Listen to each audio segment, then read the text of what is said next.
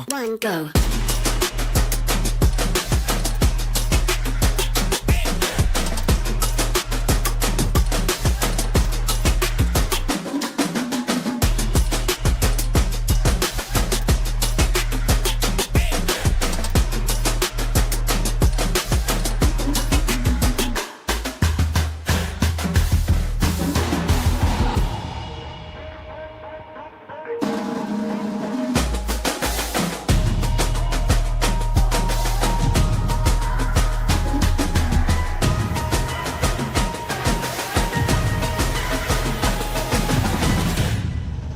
3, 2, 1, go.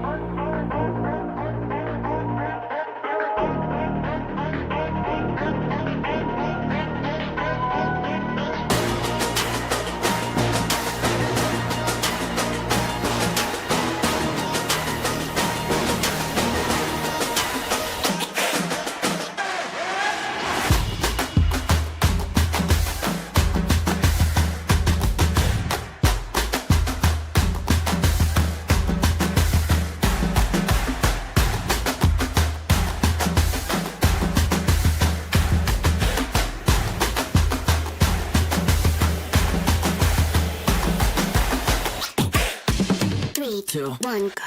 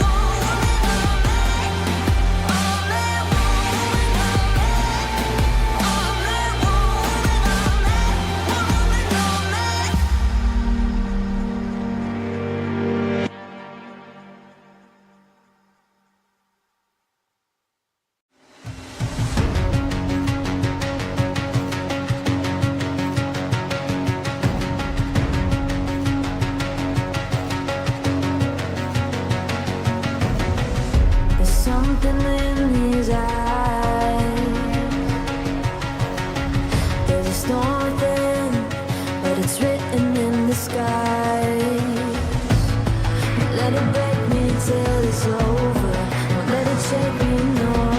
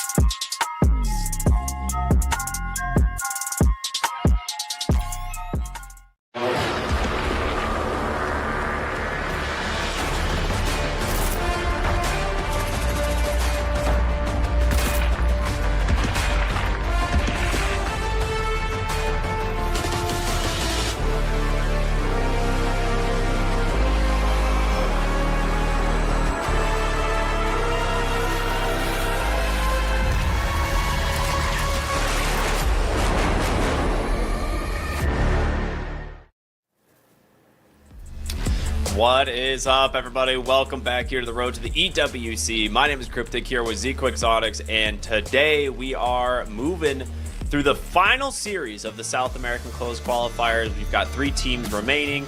Only one will be representing the region at the main event. Zach, I know we have become very familiar with these teams, so how you feeling, man? Excited for this or what?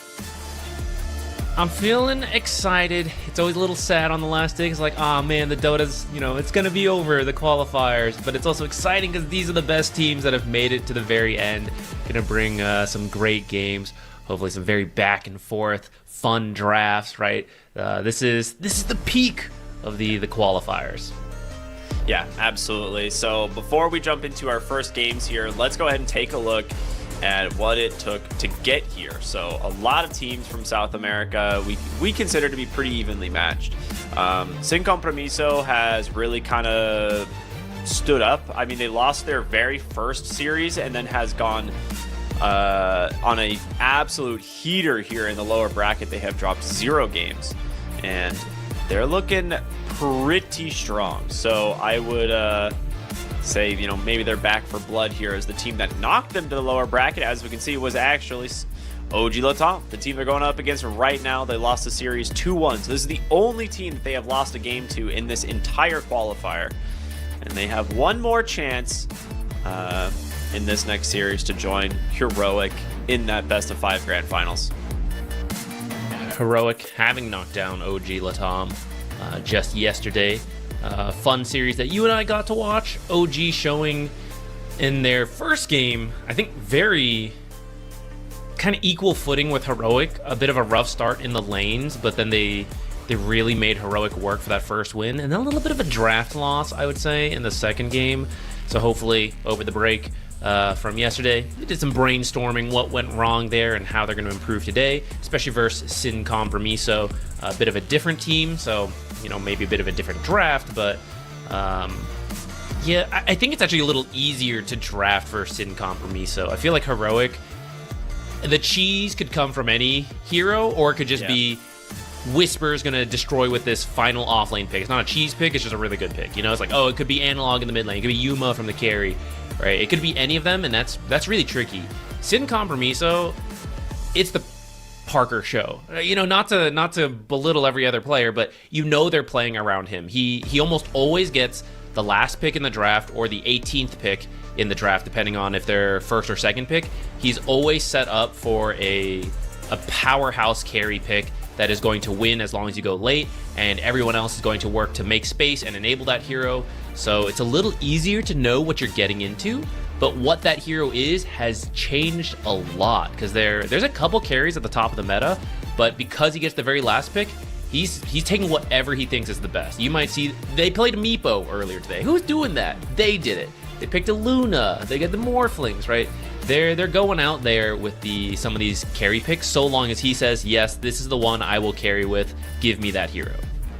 Yeah, I 100% agree. I think there's 2 trains of thought, right, when it comes to this team. Is you are correct, where it's like they're playing around Parker, they're giving him the best possible game, and you can either try to shut down Parker in the draft and then in the game, or you have to focus on dealing with the space makers on the team, right? And maybe that's Dark Mago and shutting him down in the mid lane.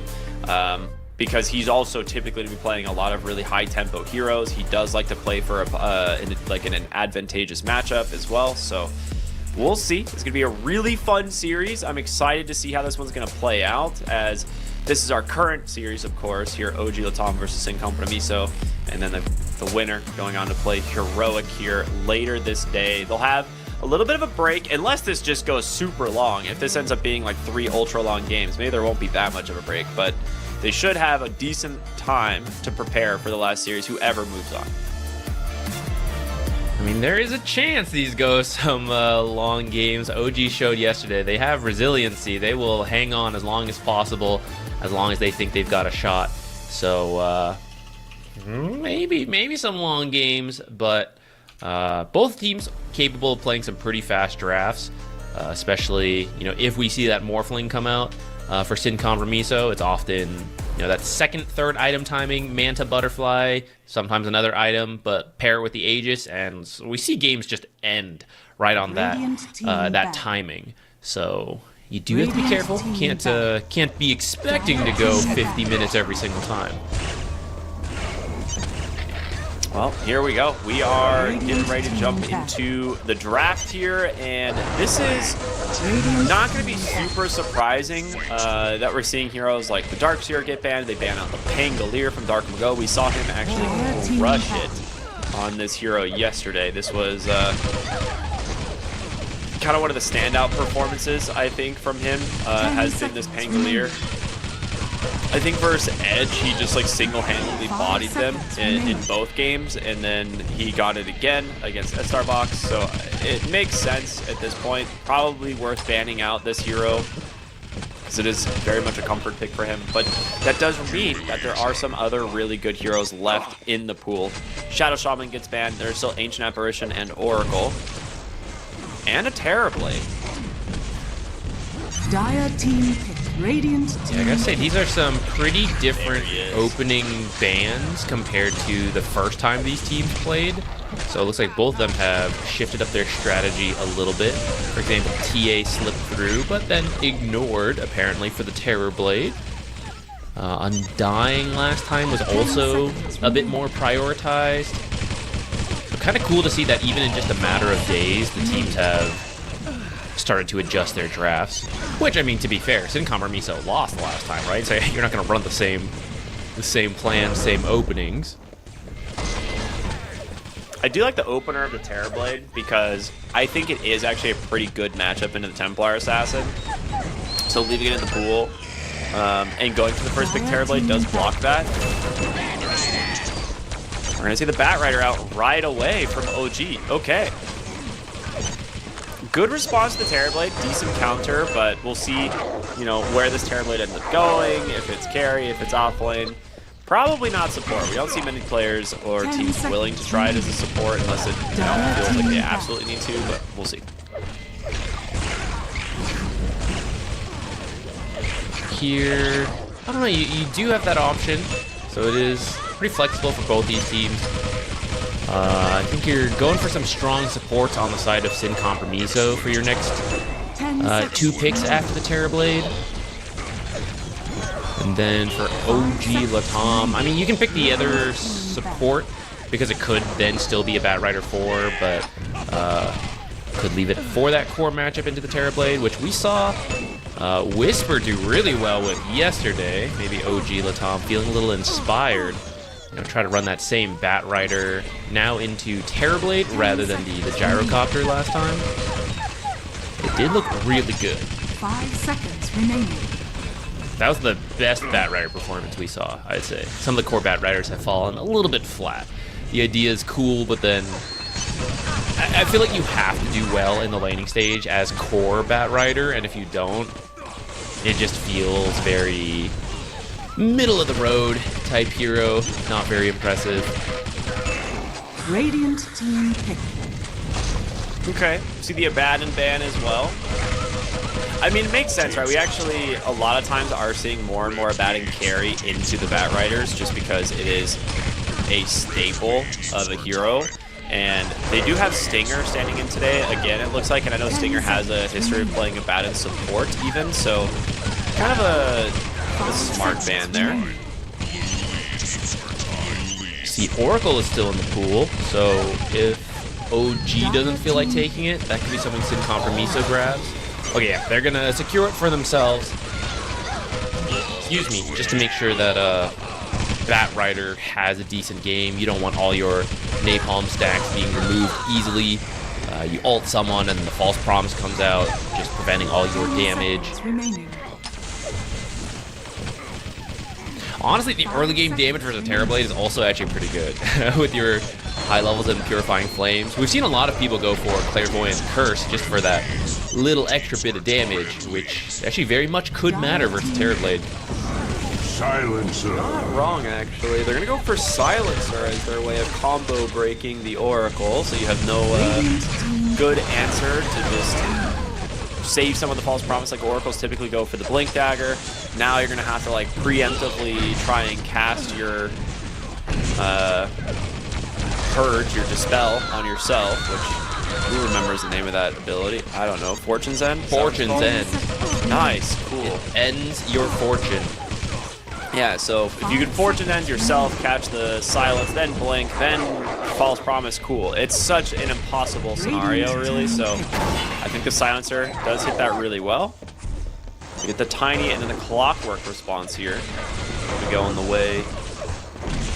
Actually, pretty good deal, or way of dealing with the silencer. Good vision. You might be able to actually like hook shot, find him on the backside of the fight, or get vision with the Bat Rider, and eliminate him before like a fight breaks out. Vision gonna be really important though in terms of who actually gets the initiation.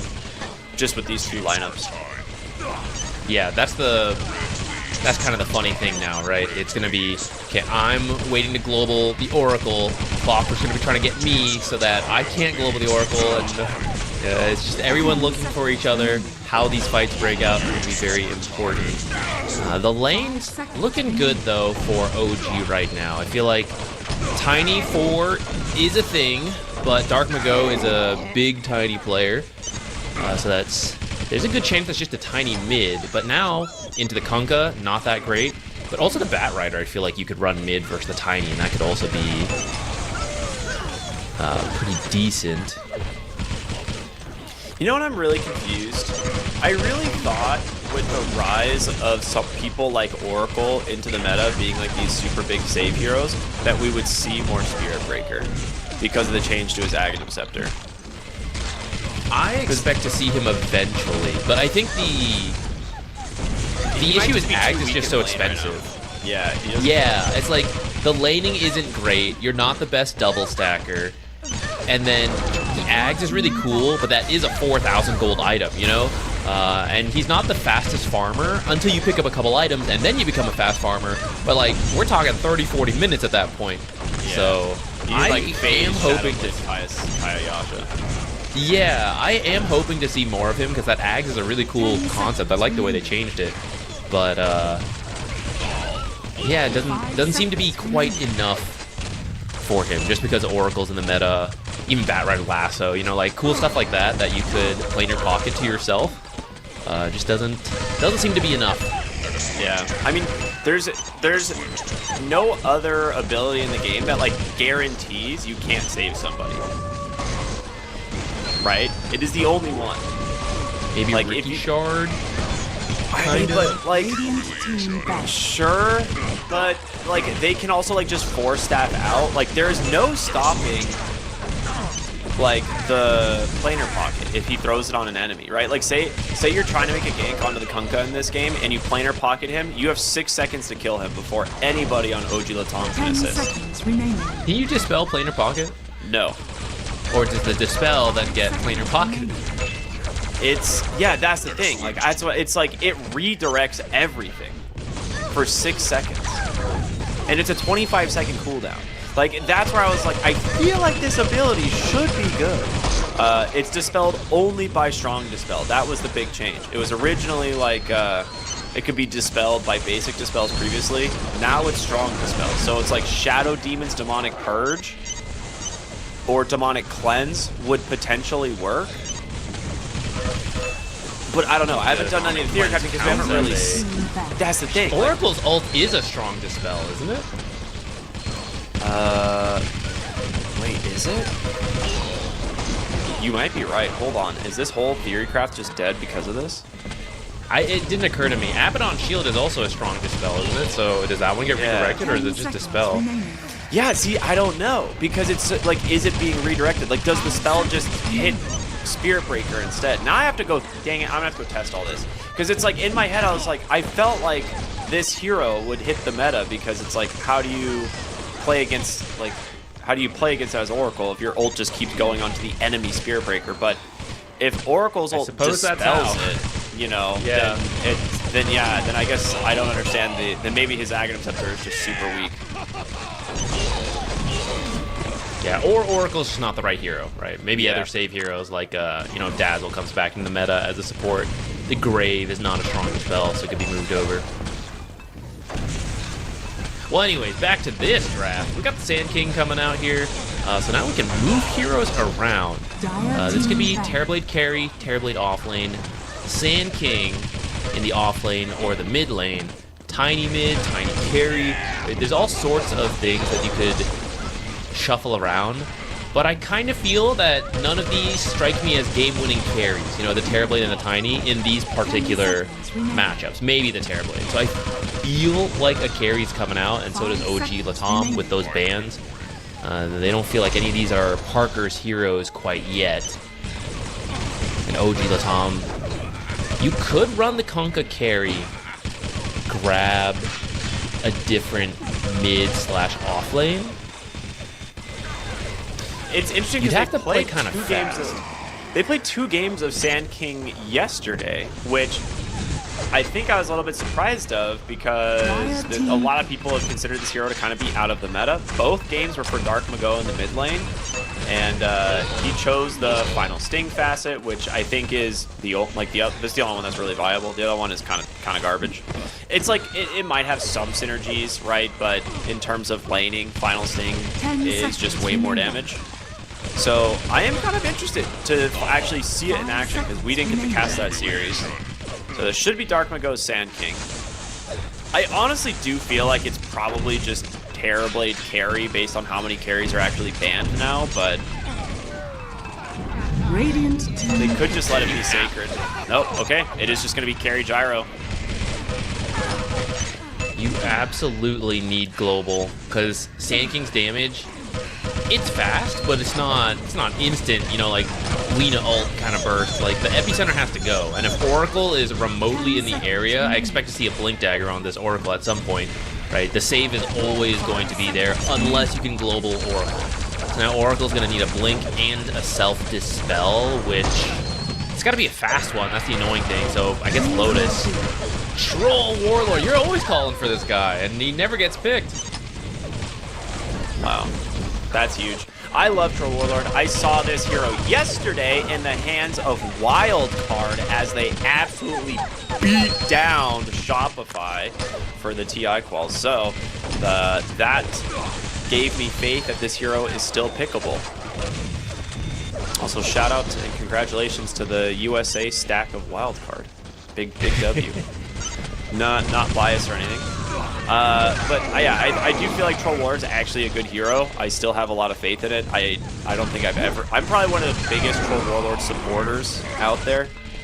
Even though, you know, even when he's in his darkest hour and never being somewhere picked, down the road. yeah, hands in the air, but disarmed and can't swing his axes, just like running into the abyss. I'm always there cheering this guy on. He's one of my favorite heroes in Dota. Always has been, ever since Dota 1. So I really like it. I do think it's actually pretty solid in this matchup. It does really well against Terrorblade in the lane. He has a good mix of magic and physical damage. Not really pressured by Tiny either. Like if the Tiny steps too far forward, just whirling axes into that Fortune's End. And the spam from the Oracle is enough to probably kill off a Tiny, so he's going to be having to lane drag most likely. Overall, his matchups are good. I think it's a good troll game. I'm interested to see, yesterday, Heroic did the offlane Bat Rider we mentioned versus the Gyrocopter that OG was running.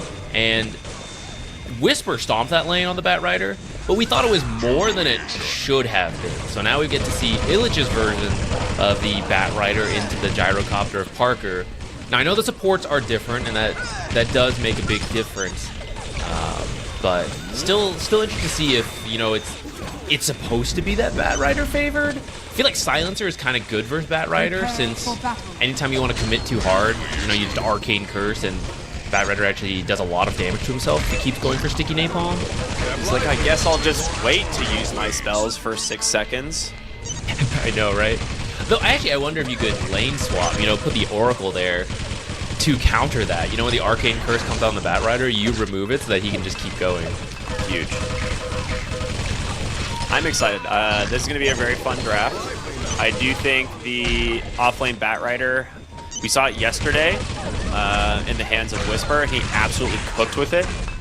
So And it was against a gyro lane. Actually, this is an almost identical lane matchup, now that I think about it. It was yeah, right? Like, it was almost the same exact lane. I think it was gyro AA?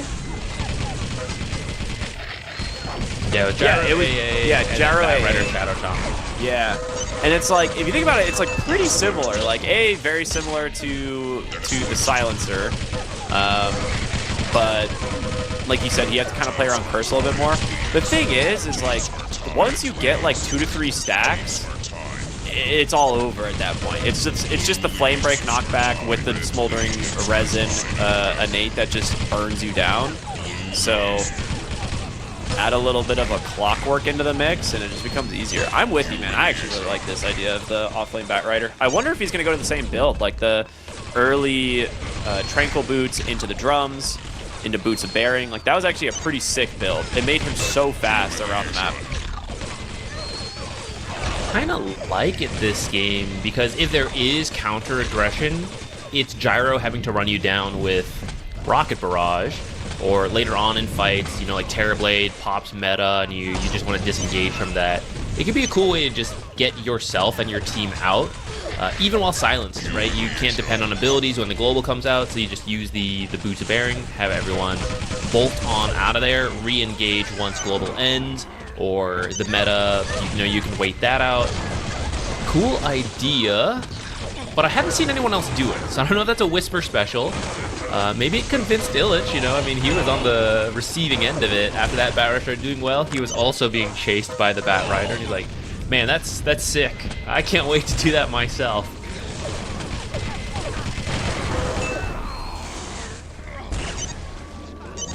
Do you think Kunkka mid versus Dark Mago Sand King? I'm still pretty excited about watching Tai Lung play these kind of matchups. He really impressed yesterday on one of his Pango games, how well he did. Pango versus Ember, that matchup, not usually so one-sided, but he had like an insane amount of denies, hit an early 6, orchestrated a kill. You know, he was doing a lot. The Underlord game fell a little more flat, but I think that was a bigger draft issue more than anything. I want to see what he can do in this Kunkka. Kunkka versus Sand King. This used to just be a trading lane.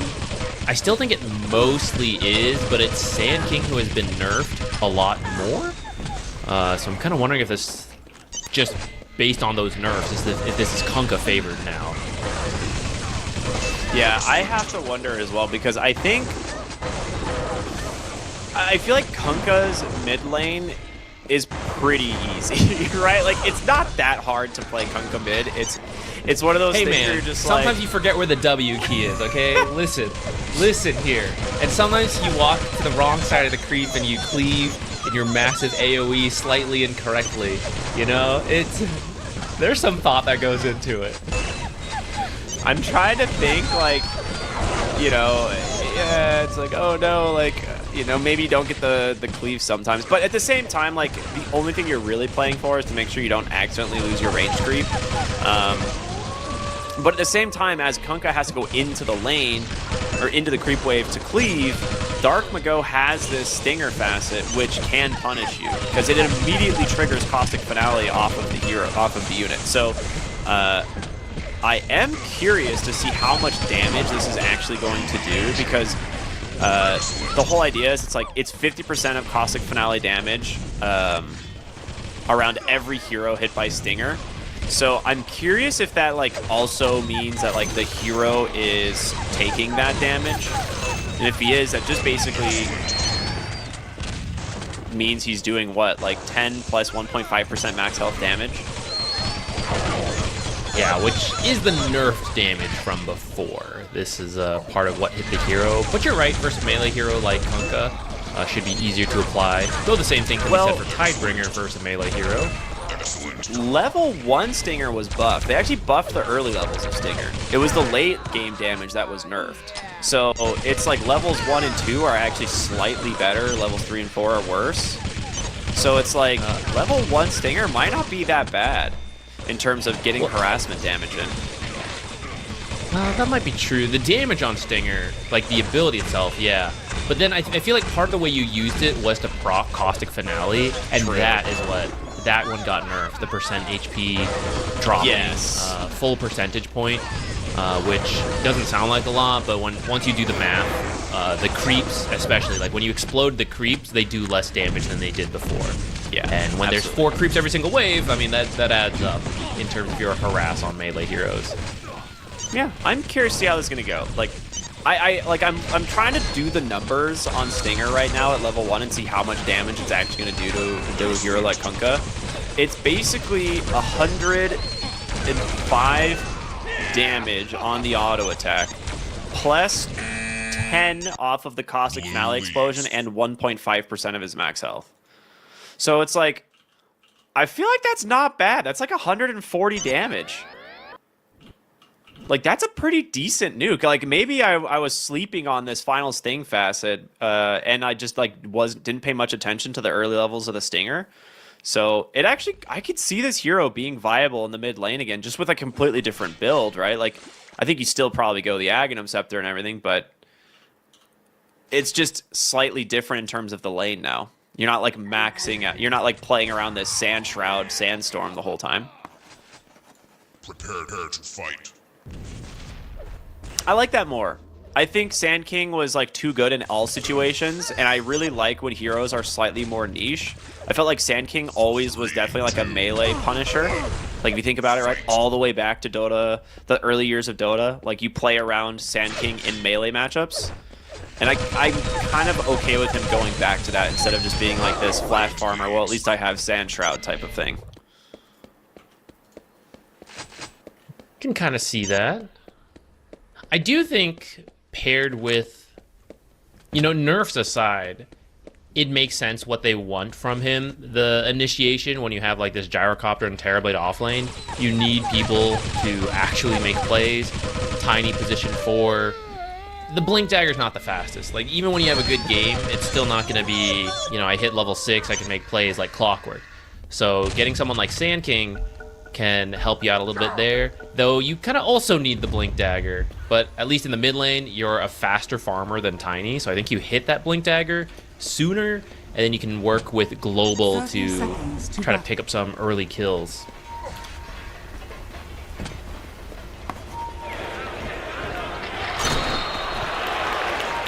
Here we go. We're smoking up. This can always change how the early game is supposed to go. Very safe position from Parker, though. Doesn't seem like they'll run into anyone. Maybe the Sand King? The battle begins. Ooh, well, yeah. I think once the smoke pops, like everyone's like, maybe not. Don't want to risk it, and I don't really blame you. We've seen so many times where a first blood into a lane can cause some serious problems, and there are a couple volatile matchups in this game. I think the Bat Rider, you know, lane is gonna be one of those. Oracle does end up TPing down to the bottom lane. I thought he might stick around and maybe look for a kill, but wants to be in the lane in time, so.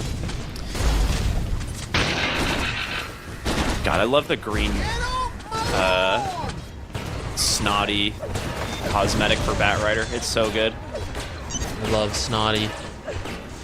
I would die for Snotty. Dude, true. Who wouldn't? He had main character syndrome, honestly. As opposed to most of the things that were in Crownfall, I knew Snotty was going to be okay. And soul. Yeah, he had real heart and soul. I like knew it at every point. I was like, I don't have to worry about Snotty. He's going to be just fine. Nothing bad could happen to Snotty. They would never make such a lovable, heartfelt character and then kill it. This is not George R.R. Martin we're talking about. This is Valve. Radiant So turret has been I killed. was not worried. This is a slugfest in the mid lane right now. Tidebringer versus Stinger. Which one's stronger? You would think the team that has the Stinger player would be more willing, would be like at an advantage, right? That's like twice as powerful now, but Namesake buff. yeah. I mean, it's actually, okay, I need to look at the cooldowns on these abilities. Where does Stinger's cooldown scale? So 15 down to 6? And this is 13 down to 4. Okay, I feel like it actually might end up just favoring the Kunkka because of the cooldown efficiency. And the fact that it's 0 mana, I suppose, but it's not like it's much mana for a Sand King. I think it's also easier. There's the first blood. I mean, we kind of knew this was going to be the case, right? Batrider has looked so dominant in the lane. Now, Parker's going to continue playing aggressive here, but I think he needs to be a little bit careful. There's no flame break, but we'll force out some extra regen from the clockwork. Oh, meanwhile, bottom lane. Toss in, Hector in kind of a rough spot. Blood Grenade will actually slow them down enough so they don't actually have the ability to stay on top of the troll. But this is also one of those things where Whirling Axes is so good against the Terrorblade, especially in the meta form. They tossed him back. He missed like 3 autos in a row. And later on, when Orgle's level 4, you can just disarm him too with the Fate's Edict. So, oh no. If these early, yeah, you need these early trades to go your way. It's not going to get any easier. Another early fight top. Stinger is going to make his way out of here thanks to the slow. Oh, okay, well, he gets actually, I say that. reapply. I thought the A little curse. too long. I thought the curse was going to last long enough for the napalm to expire because he was actually holding it for the moment. So this is what, 6-second duration. How long does napalm stack? It is also 6 seconds. How did it reapply? He probably just tanked it. Or he landed an auto attack, right? Auto attack wouldn't extend Arcane Curse, but would maintain the stacks. I've already goldfish memoried exactly what happened in that play, but wait, does it actually? The attacks extend the napalm? Am I dumb? Shouldn't it? Arsonist also applies. Like, that's part of it, right? You apply one stack. It'd be weird if they were separate stacks. I didn't really dig into that myself, but I assumed it made sense that any stack source would extend all of them. Well, it's only level 5 that applies these stack on attack, is the thing. So it's like the early levels doesn't. I actually don't know how. Maybe you're right. I forgot about that part. I don't know. Maybe he like frame perfect. Not a Batrider player.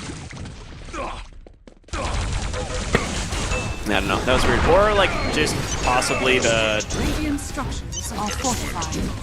Maybe he only had like 2 stacks on it. It just looked like he was more. I don't know. But either way, that lane going quite well for the Batrider as expected.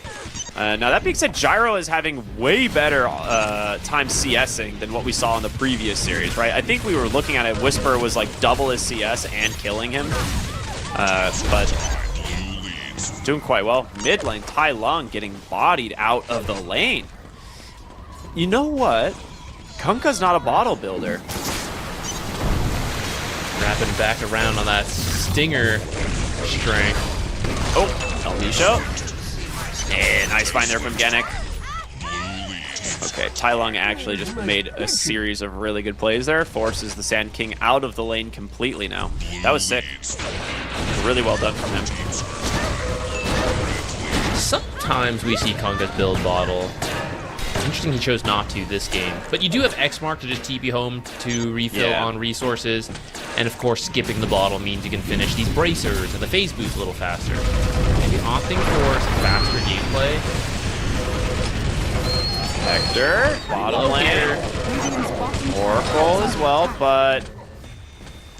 Okay, they're going to cancel. Yeah, I think they're a little bit afraid, right? Like, there's still surprisingly a lot of tankiness on these 2 heroes because El Misho still has a lot of regen.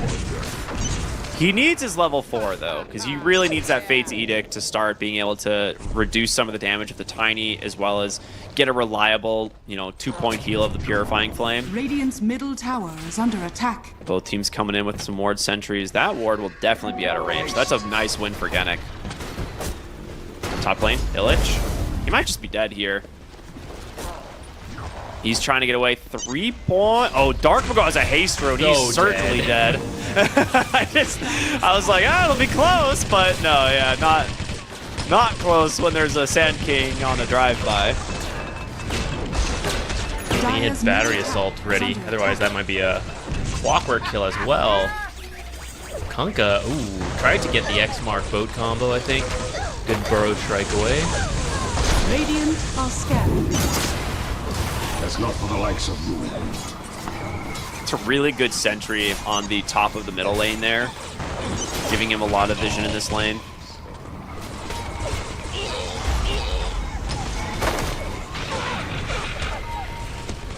Kunkka's turn to roam top. Garo's doing a little bit of jungling here. I think, yeah, Kunkka catch sights of it. They've already backed off. They know Kunkka's headed up here. Silencer, unfortunately, not a very fast hero. I think we've seen this before.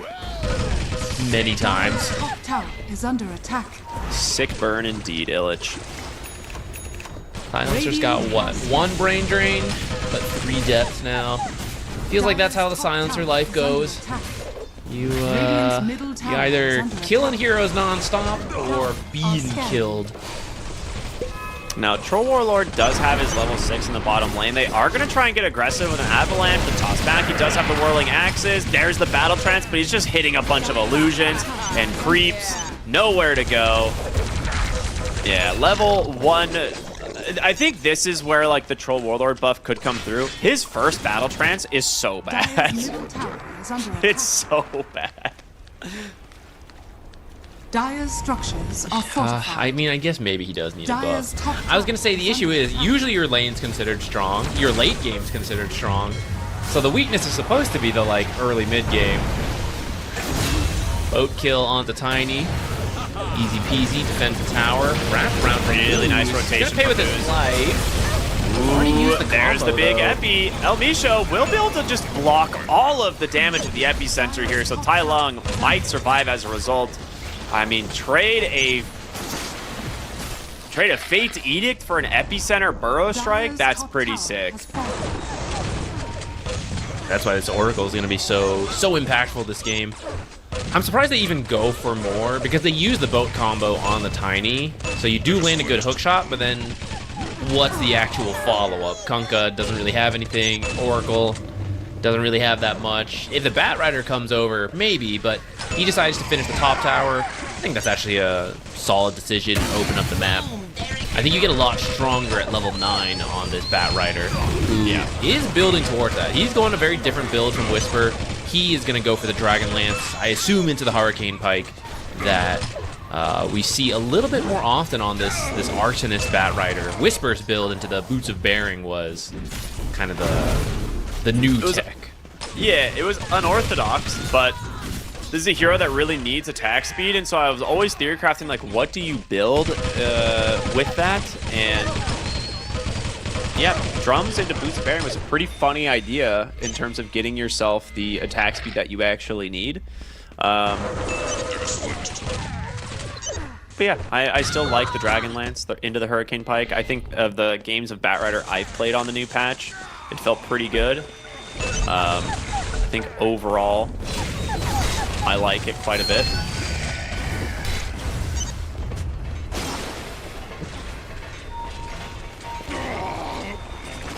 Downside of this new Bat Rider, Blink Lasso is usually such a good initiation tool.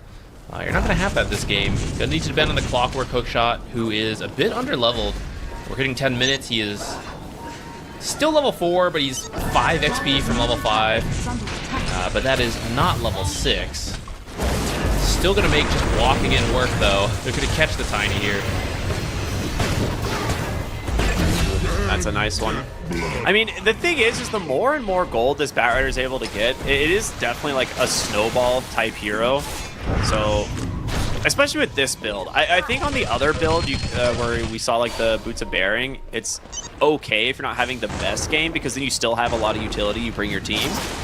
But if he's able to get just like an early Dragon Lance into that Hurricane Pike and he gets like his BKB timing, or if he wants to go for like something like Witchblade, the hero becomes a serious threat to a lot of what you're going to see here on the Dire side. Now, Moose does get found here by the supports. He's going to die. I looked away from Silencer. He was having a rough time. Suddenly 1, 3, and 3, now up to 4 brain drain stack. So having at least a little bit of a recovery on his game.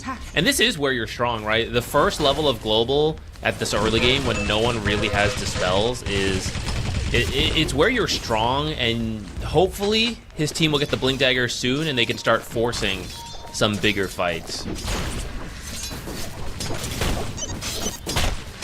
Yeah, overall, I think this is looking really good.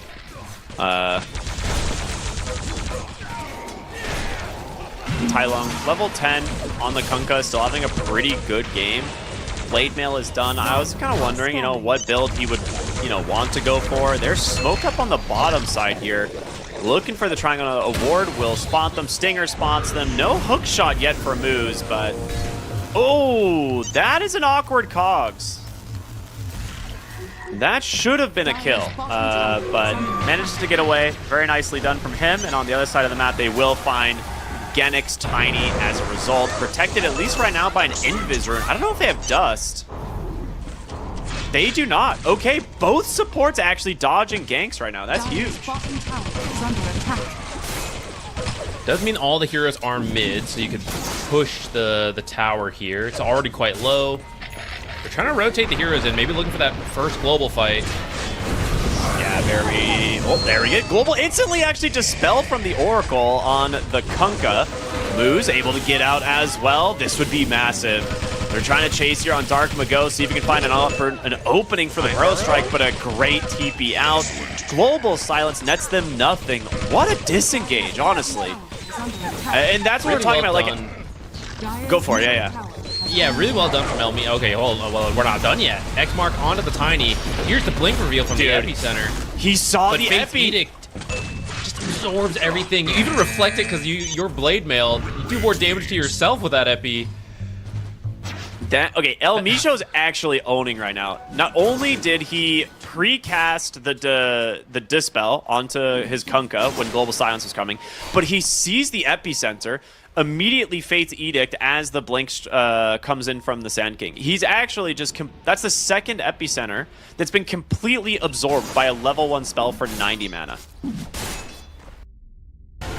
This team really hit their strides. I mean, this was like a very clean, very steady victory. It did not seem all that challenging for them. They just did exactly what they needed to do. I feel like there's... I understand the idea of the Sand King silencer and even the Tiny that ended up getting flexed around, but those are 3 heroes that did get nerfed. And we kind of see, yeah, they kind of do the same thing, but sometimes it matters, right? That mid lane not going as well as old Sand King would have had. So Tai Lung on the Kunkka was having a better start. Oracle also having a better time because, you know, the Tiny's not as good in the laning stage as it used to be. Now you don't have the reverberating silence on the silencer, so like as soon as you have a dispel, you know, like, oh, I guess I'm nothing now, right? Like the nerfs do come into play, especially when OG is so on point. And it's not that those heroes can't work, but the amount of mistakes you're allowed to make shrink a lot. So if you're playing a bad hero, a nerfed hero, right? It's like, oh, we messed up one fight. That's kind of it. If you're a broken OP hero, you know, you get more mistakes. And I feel like that's what we saw here. The early play with the global and the epicenter, blinks, all that, it didn't work. The first 2 or 3 didn't work, and it just felt like they had nothing to do after that.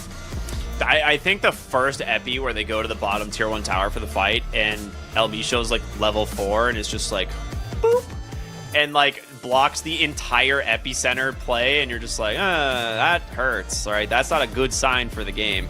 And then it really just shows that they have to get to the Oracle, and even though he's only got Guardian Greaves, it was very difficult for them to do. And it was the final fight of the game where they finally get the kill on the Oracle. Like Dark Mago finds him, gets the blink epicenter, kills Oracle, and then you're just like, well, now we have 3 like full HP heroes, Kunkka, Troll, and Batrider with BKB, and you're just too far behind at that point. Like if you're on a little bit more even footing, I could definitely see them taking these fights, especially if Sacred has another item or 2, and Parker, you know, if he didn't have like a couple of those deaths early on to the Batrider, like maybe he's in a better spot. But we're really starting to see this Batrider kind of own these gyro matchups, and this was kind of a later pick gyrocopter, so I'm curious if they just underestimated that matchup. But for now, really good series, off to a great start for OG Latam. If you're an OG fan, probably happy to see that. But we are going to go to a short break, and we'll be back with game number 2 here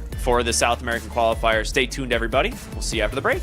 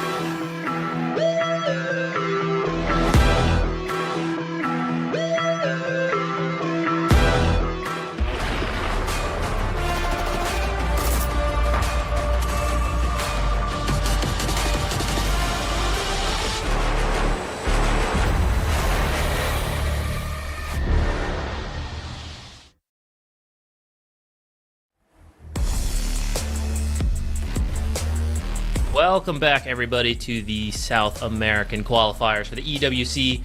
Just finished game 1 where OG had a great performance. Special shout out to Tai Lung and the supports just running around together, making so much space, really outplaying Sin Compromiso to just buy time for both Batrider, maybe a little unexpected. Batrider usually involved in these plays, but Batrider farmed up with the new Arsonist facet, the Troll Warlord farming up with the new facet, and they just put on a show for the first 20 minutes, I want to say. They made space, and then Troll Batrider ready to join in, crushed it.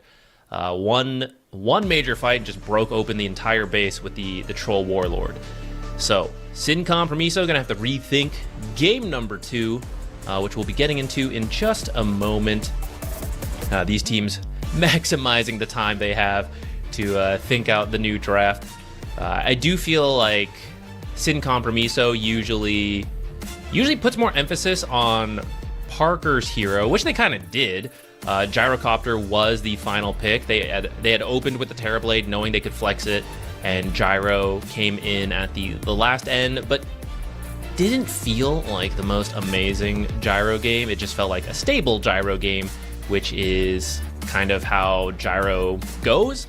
But I don't think the other 3 heroes, the Silencer, Tiny, and Sand King, I think 1 is fine. Like, they've been nerfed, it's fine, but all 3 of them are maybe a little bit too much. Wow. I appreciate you so much, Zach. Thanks for holding down the show here. I've had a Actually prefer it without you, Ricky. I'm sure most people probably do. They're like, God, finally that super annoying guy who makes no actual valid points is gone, and we can just listen to the genius Dota mind that is Zach. No, they can finally focus on Dota because they're like, oh, this mullet is just too beautiful. I can't think of anything else. But without it, finally I can think about Dota again. Yeah. Now, happy to have you. Did you give them any of your unhinged takes, to, like, forcing people to I didn't get to that yet. I was properly praising OG, and I was about to start getting unhinged. You saved the people. You made it just in time. Yeah, I will say I think OG is playing the best I have seen them of the last 2 qualifiers. Like, I mean, I know they've played some very good games, but that was a game where it really felt like every single person was hitting exactly what they needed to do. And it just made it look really difficult for Sin Compromiso to get any sort of, like, footing in the game. So I think if OG picks similarly strong lanes, which that was, like, kind of the key to this game, is all 3 of their lanes very strong, very stable. And then they just transition it into a very powerful mid and late game. Like, this was not a long game. This was 26 minutes, and they finished the game with, like, what, almost 20,000 gold advantage or something? It exploded at the end, yeah. I mean, that's part of taking the base, right? You get so much money when you take those tier 3s and barracks at that stage of the game so quickly. So usually it's a little misleading at the end, but either way, right? Very strong performance from OG, which I agree. I do think this is some of the strongest we've seen them, but I've seen this similar level in the past. I think what they struggle with is the consistency, doing that every single game. The times that they have a good draft and things are going well, it has been really good. Even if they ultimately lose, I really like the way they often play around their timings and objectives. It seems that is something they're pretty clear on. For example, if they have a Beastmaster, they're like, hey, we're going to get the fast Roshan, we're going to go for the fast Tormentor, do stuff, we're going to be there again as soon as it spawns. Like, they've been very strong about that, but sometimes it feels they come out of the lanes a little poorly, or the draft is not quite connected. Yesterday, game 2, see a little bit of cooked too hard on the draft. That's tough, right? They're a relatively newer roster, even with the backing of OG. I think that is something that takes time to form, and maybe that's now, right? Maybe they have now played together long enough that it's starting to become a little bit more consistent. Yeah, I think this is Dire team going back. to be... I don't think this is a series that's, like, necessarily decided in draft, but I think if OG gets another very stable draft where they look good in the 10 lanes, seconds remaining. if they keep playing the way that they are, I actually don't know what Sin Compromiso 5 seconds can do, remaining. because that was just clean, really. So I do think Sin Compromiso has to find a solution to the lane strength of OG, and if they can't do that, 5 seconds I'm going to massively favor OG in this game as well. And maybe part of it is dealing with Tai Lung, because he's actually been a major like lane dominator in this event. Like, I don't think he's lost any of his mid lanes that I've seen, at least. Like, sometimes they're even, but I feel like a lot of times Tai Lung's actually winning the mid lane. Yeah, I think that one Underlord game we saw yesterday, I think it was like the That's right. It wasn't even a heavy loss, but it wasn't the dominant performance I think you want from the mid Underlord because of how the draft went. But like you said, all the others, it tends to go pretty well. If not winning the lane, then he makes a lot of plays afterwards to make space, which is pretty much what you want from a mid laner, right? Either dominate the lane or make plays for the team. And he's been doing both really well. I gotta say, pretty impressive start for his the beginning of his career. Even if it's not this qualifier, you know, I'm pretty excited to see where it goes in the future. Yeah, I Sin think Compromiso, he has a lot of potential. Yeah, I agree. Sin Compromiso, this time they've got second pick. Last time they were first pick. I do think that's a good step forward. We were talking about how Parker usually gets the hero that's like, I'm gonna crush this game as long as you go play. Gyrocopter's good. Didn't feel like, oh, Gyro is the end-all be-all, right? Because that troll pick came out at the end. So I think having last pick is going to be a little bit more comfortable for them to make sure they get that final pick for their carry. Most likely, you know, kind of depends where the draft goes, but it's something we see quite often. They save that very last pick for Parker. I really think it's smart, not only getting a hero like Pango for Tai Lung, but I think it's really smart to just take this away from Dark Mago. It's been such a stable hero for him, and he's won a lot of games with it, so yeah, I like it. Very safe, very smart pick. We'll go for the Darkseer as well.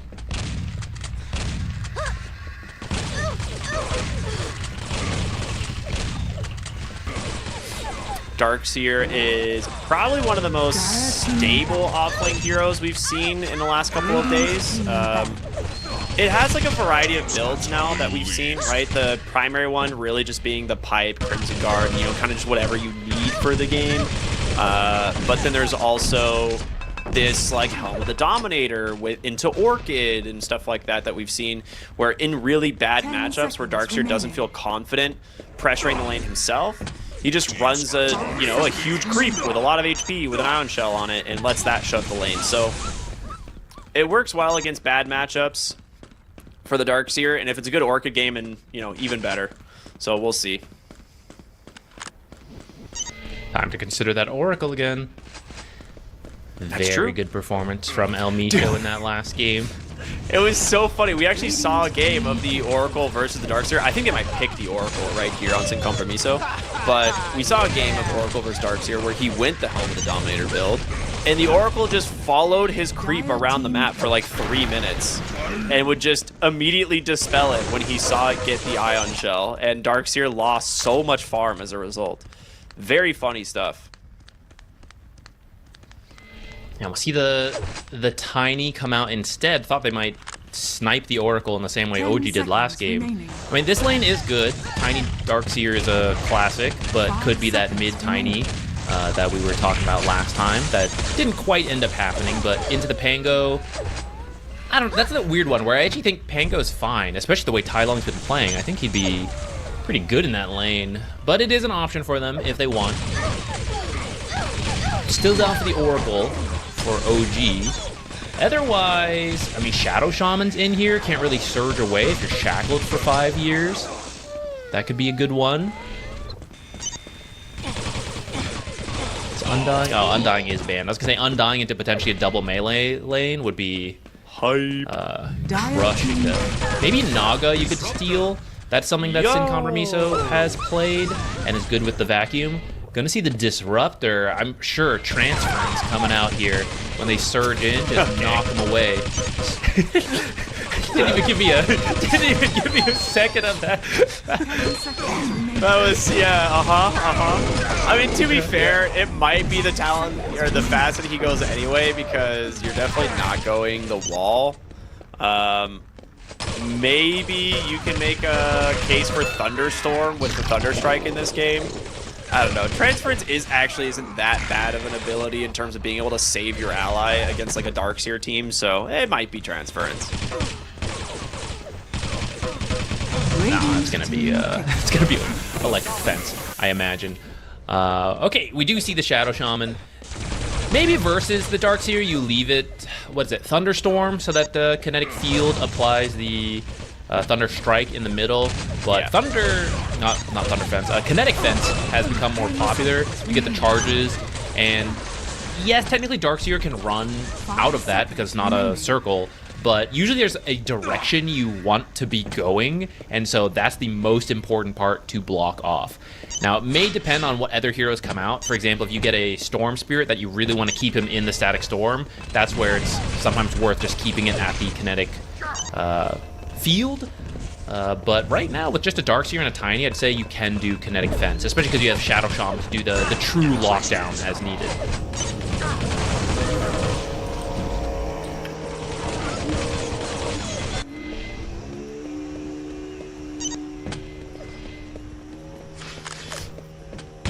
Shadow Shaman, I feel like, is just such a safe pick.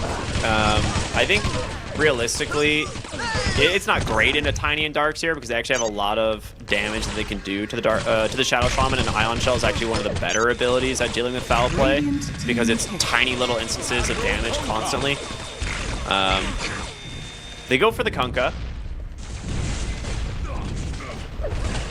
I think it's pretty good. I mean, we saw how strong of a lane it had last time here from Tai Lung. If it's into the Pango, I feel like it's also pretty good. And that being said, you have to be a little bit quicker with your X boat combo. If you're trying to use this on the Pango, you actually have to go for the X Torrent into boat, which is a lot more difficult to land with Swashbuckle. Because if you try to just do the X into boat, he has enough time to Rolling Thunder.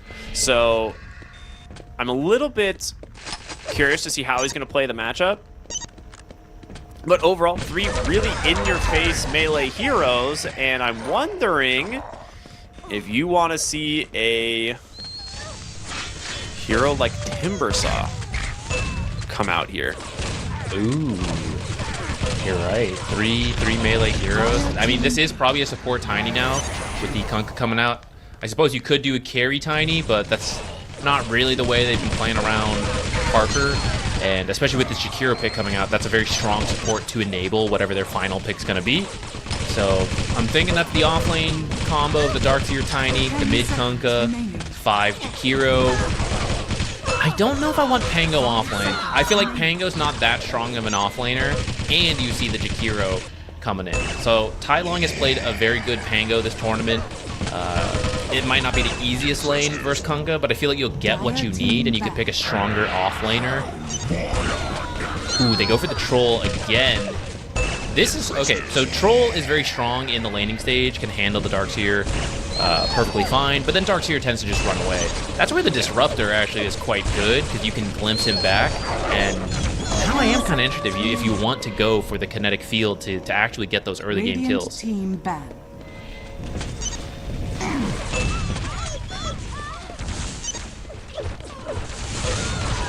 Go the Gyrocopter. They just beat the Gyrocopter, actually, but still respecting it. Taking out some of the other heroes. And I do think it's fair. I think Gyrocopter can beat a Troll, but it really depends on how the supporting cast works. And this time we have a very different draft of heroes involved, so there's no guarantee that Troll gets such a free game while Gyro does not. Plus, I've actually banned out several of the carries anyhow, so going down that list, it is kind of a Gyro. I'm trying to think who else is there. Really long-ranged hero could be good in the back because Disruptor has a hard time actually using glimpse on those. And you also have to beat Troll. It's tricky now. Maybe someone like... 10 seconds remaining. Yeah, I'm trying to think what carries you have to deal with Troll Warlord. There is actually the option of going carry Mars, or I'm sorry, carry Tiny, or carry Kunkka. You could do something like the carry Kunkka and go Mars mid, because I do think Mars is actually quite good against Troll, and it is a Dark Mago classic. So I wonder if they want to do something like that. The big question is, though, if you go that route, you might be lacking the late game damage. So it becomes a little bit, you're on a timer type of thing. Like, do you think you can kite out the troll with something like a Kunkka carry and a Mars? Radiant team pick. In the spirit. Ooh, okay. That's a good pick, too. Because they do, you kind of lack catch on the side of Sin Compromiso. And most carries don't fill that role. 10 seconds. I do remaining. like that the catch from Sin Compromiso is not the easiest, right? We talked about X mark, roll, being able to get out of that. You can also mess up the timing, and then he just remnants out, uses Sleight of Fist, dodges some of the combo. Avalanche Toss is pretty good, but you frequently need to go get to your Blink Dagger first. So at least the early game, you're going to be very free. Then you'll struggle a little bit to Avalanche Toss. Then you typically get a BKB at some point. Maybe a Yule's could be an alternative as well versus a Kunkka. You can do some stuff there. You may now select your heroes. Wow. So we talked about Terrorblade Troll matchup last game. This is typically favored for the Terrorblade if you're on even footing, just because Troll Warlord is not really great at dealing with illusion heroes. And if you like pop your ult, he can just like Manta or spawn illusions, and then you're stuck chasing them, and you're playing into a Darkseer who can have even more illusions. So I'm wondering, kind of an older build, if this is a Maelstrom Troll Warlord game. It's not super common, but it was a pretty like potent build for a while on the Troll Warlord when he was meta. That could be cool. I also think the later the game goes, Ember Spirit and Pango actually do have a lot of AoE damage, right? To help you deal with the illusions and to hurt the Terrorblade. So maybe you don't even need the Maelstrom to do that. You just like do a regular build, trust your teammates to help you fill in the gaps on that damage. But I would be open to it. I think it would be kind of cool, especially if you want to play fast. The Maelstrom a lot cheaper than the Battle Fury. I think right now, the Disruptor also offers like something a little bit unique against the Terrorblade, because this is not a hero that loves to build BKB. Like, if you can get away with it for a long time, you will. But Sunder is such an important part of your kit that if Disruptor finds you, and like Troll Warlord does manage to get on top of you, then the fight's actually very much in favor of the Troll. So I'm curious to see if that's going to make a difference in the game or not, or in any of these team fights. But as for now, all of it just speculation as we are getting ready for game number 2 here of Sin Compromiso versus OG Latam. A very clean game from OG last time, and I think they're definitely firing on all cylinders. So if they keep that kind of momentum here into game 2, with some pretty strong lanes here once again, I do have good faith in this team. Prepare for battle. I think my one worry is that Pango Shadow Shaman lane versus Terrorblade Jakiro, right? That can be very strong. Pango can maybe swashbuckle out, but if Shadow Shaman gets caught by the slows from Jakiro and then Meta gets popped, you got a reflection as well, right? I think that's a very strong lane for Sin Compromiso if you don't have to deal with a bunch of creep dragging. Moose, might be looking to be a little sneaky there. Dodge that lane.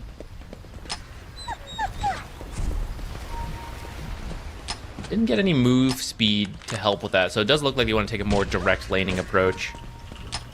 Maybe they'll just smoke, see if they can get a first blood. I mean, that always changes the way a lane's supposed to go.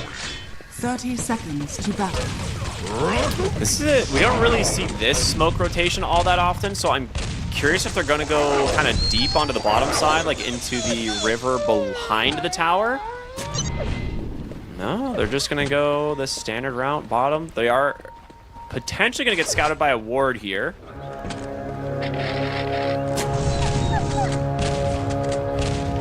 Yeah, Jakira immediately turns around, place their own observer ward, but not able to find anything. They will get the D ward for this. Nice. Yeah. Do the damage into the Kunkka. kind of not a going to be a given. kill. Right, if your smoke pops and you see them backing away beforehand, you're like, all right, I think they see me, She guys. took glimpse. That's, I mean, we don't really see glimpse that often, but Dark Mago, if he gets, Is he I faster think than the he's Shadow gonna have Shaman? to- Can you get? he can is you get the fast. shackles? Okay, yeah. Okay, one rolling more axes. axe.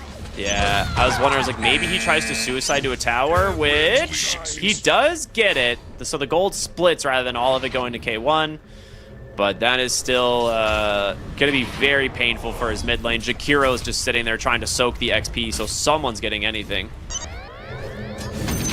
Darkseer does shove in the lane right away, so they're going to get equilibrium up here. Oh no! Oh, no. He went glimpse 1, remember? And he just stuck around mid. Talk about the worst start to the mid lane you could ask for. He pops a smoke just to get back slightly faster, but Stinger is now basically your mid laner for all intents and purposes. For real, right? Unless you get some amazing trade onto the Emperor here and you kill him in return, this lane is cooked. Alright. So, Kunkka's Kunkka. I mean, you'll still kind of be okay and get the stuff you need. You're not going to be, like, at risk of dying too much.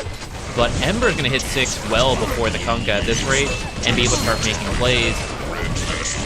Jakiro, I guess, going to be a stronger support than usual for the first, like, minute. But actually not even that much because of the First Blood XP.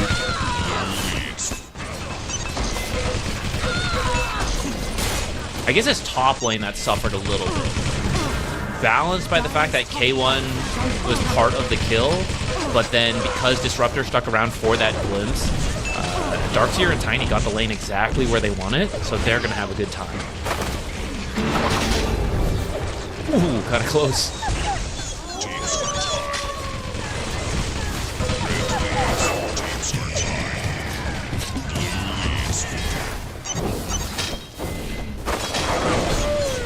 I think right now, this bottom lane, looking okay for Barker, but being that you pop the meta, lane's in a pretty good spot here. I feel like you need to get something out of it. Moose is going to be, well, as I say, maybe going to get forced to pop the foul play, but he still doesn't, so. He's Overall, very low, though. yeah, overall, Had a pretty good salve damage.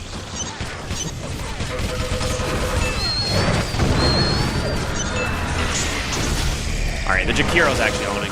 He's doing so much damage here. They go for the Shackle into the Hex. A lot of damage being done over to Parker, and Moose obviously coming out the winner here. Fully reset on the Shaman.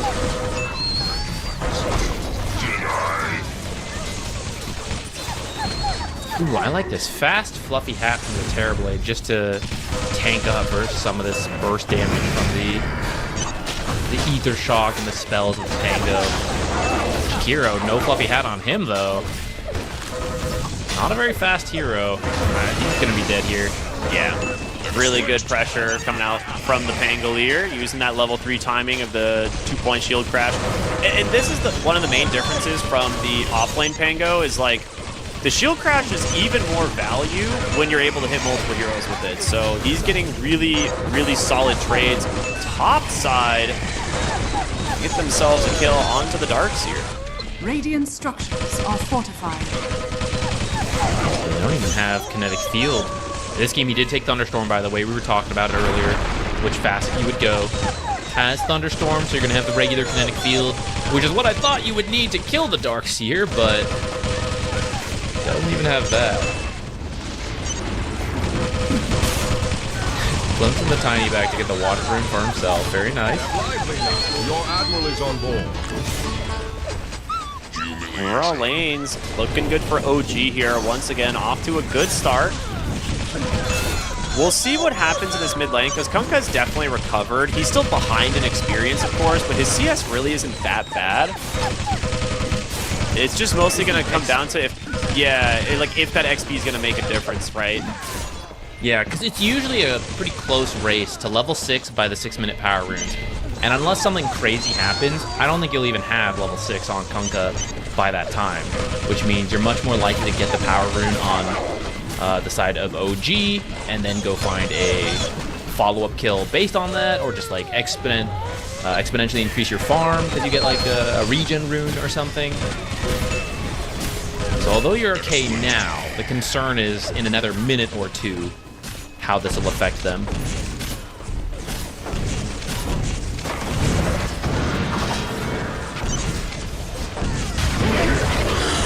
Pango is getting way more out of the bottom lane than I would have expected, but they will find themselves the Shadow Shaman. Last hit goes over to Parker. Nicely done. Accepts his death.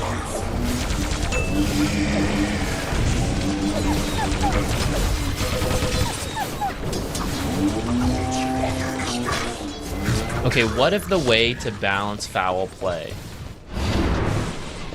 You know, the original source of those chickens was the mini game that gave money. Genic getting pretty low here. Ooh, I had Shadow Strike Blood Grenade, got him. What a play from El Misho. This dude, in 2 games in a row, he's been owning. El Misho is a gamer. 6-minute Lotus as well, going to go the way of Hector, so he's very happy to have that in his back pocket. The Regen Rune actually does get stolen by the Chihiro. Oh, that's nice. I think I talked up. Didn't even matter. Though Kunkka, not 6 yet, which is the point we were making earlier. Okay, anyways, the original source of those chickens was for mini game. I think Dark Moon was the first one, right? So maybe that's what it needs to come back. For Shadow Shaman to use foul play, you also lose like a tiny bit of money, and every chicken that gets killed drops that money bag. Dude. I remember that one. Yeah, you would just try to run around, collect as much chickens as possible, or like, hey, deal as much damage. Going all the way back to that. Yeah, Disruptor was really good versus Disruptor that, was OP. Yeah, you would Kinetic Field, Static Storm, Dark Zero was OP. You just Ion Shell and run around. Yeah, good times. You'd come out of the event with like thousands more gold than you normally would. What's cooking here?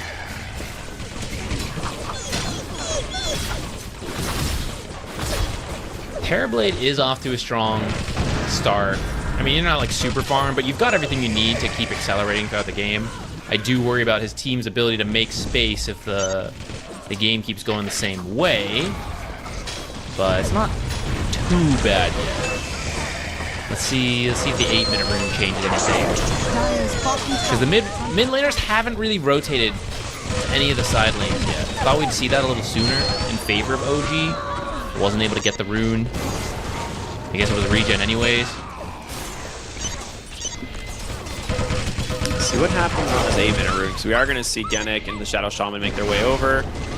It's going to spawn top, so Dark Mago gets a haste, and he's walking right into a Disruptor, so that is unfortunate for El Misho. Well,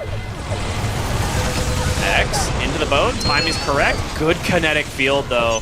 Stomping him for a moment. El Misho still should die here, but makes him work for it.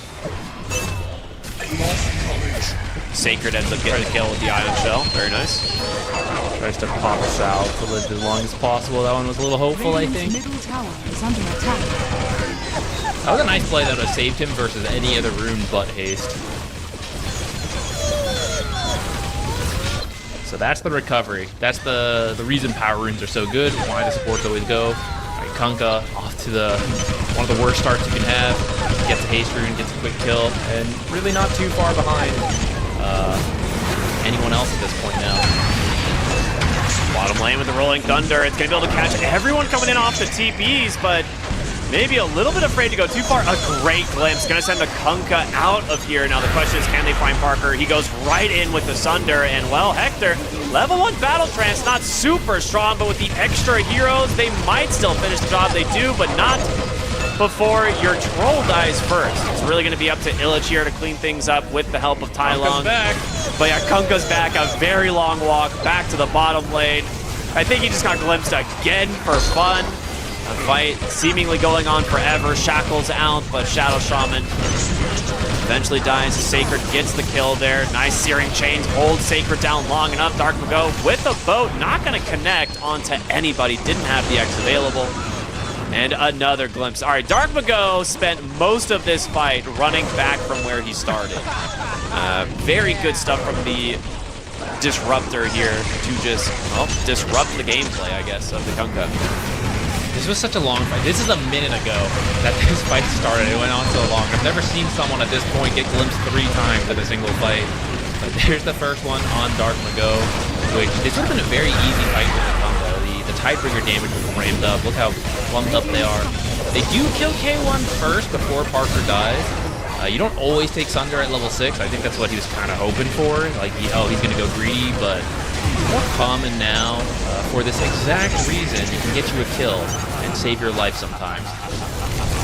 Yeah, I think Dark Mago is going to maybe pay more attention to X marking himself in some of these next fights, just because it's one of those things that it's a good counter to Disruptor, right? If you're ever worried about getting glimpsed, you just X yourself and come back into the fight.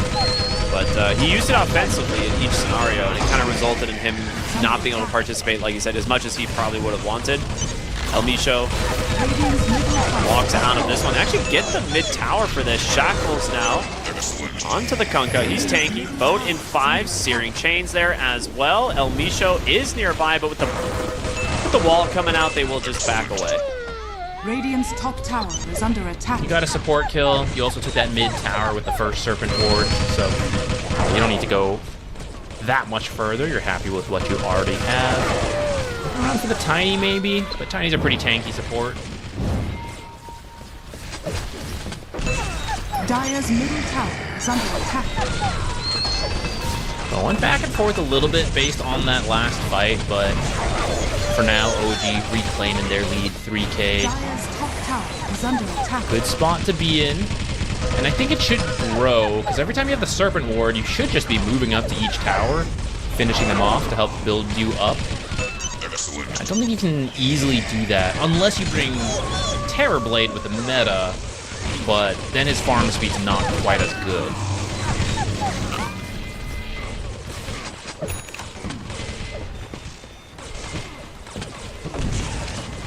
Diffusel's on the way for Anglebeer as well.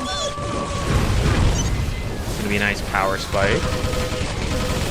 Can't Sunder if you have no mana.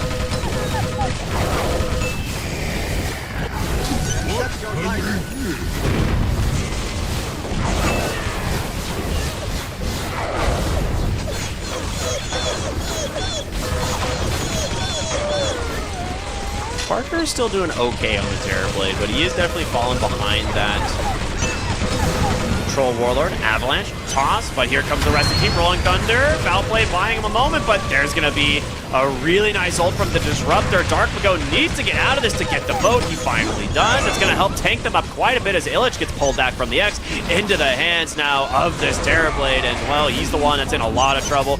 Remnants on through. Dark Mago still living through all of this, and a Sunder from Parker to make sure he does not die. X comes out. He's got 1 remnant left. Tai Lung, I don't think he's going to survive this one for too long. Into a toss. Macro Pyre. An amazing fight this time from Sim Compromiso as they lose nothing as they get the 2 big kills, honestly. And the Shadow Shaman to start all of that. Finding him first was huge. Not only are you removing the crowd control, but the Serpent Wards do a lot in these early team fights. Yeah. For example, this Kunkka could have been ward trapped in the Static Storm. A lot of damage would have come in. Like, he'd be dead right now, and the fight's a lot easier. Instead, you're able to use the control of the X-Mark to take several of these fights. Amazing Sunder save here at this final moment, right? Like, Ember's baited in by the Kunkka. Yeah. That kill just happened easier, and then you just get out. This is the longest range toss about to come into Yannick as well. Yeah. Just really reached his arm out. What is that? He used his friends of the trees. I don't know. Illich got him from an X mark, but they don't. I don't think OG are looking to try and force any fights right now. Like you do have some nice spells up in the Kinetic Storm, Kinetic. Yeah, you know what I mean. Kinetic Field, Static Storm, but Serpent Wards are down. Where did they get spent? I guess he just used it on a kill attempt? Oh, I mean, they did finish the bottom tower, actually. Maybe they went back for it after that. While we were watching the replay, I think they used it on that bottom tower. Looking bottom lane. I don't think... Oh, that's an Orchid reveal. X into the Torrent boat. Illich never gets a chance to move. Not a build we see all that often on the Kunkka, but in the right game, very good. Who was doing the farming Serpent Ward yesterday? Moose doesn't strike me as that. It was Knight. Yeah. Moose is an objective Serpent Ward kind of guy, is my feel. They're going to find this Tai Lung Ember top lane, but not really able to combo off of that Orchid, and he takes down the Jakiro, gets away Moose, tries to get to safety here. The cleave, it's just barely in range. That's like the last pixel there. Tidebringer range is pretty crazy. How does this guy reach 1,100 units away? I don't know. I think that's one of the nerfs he could take.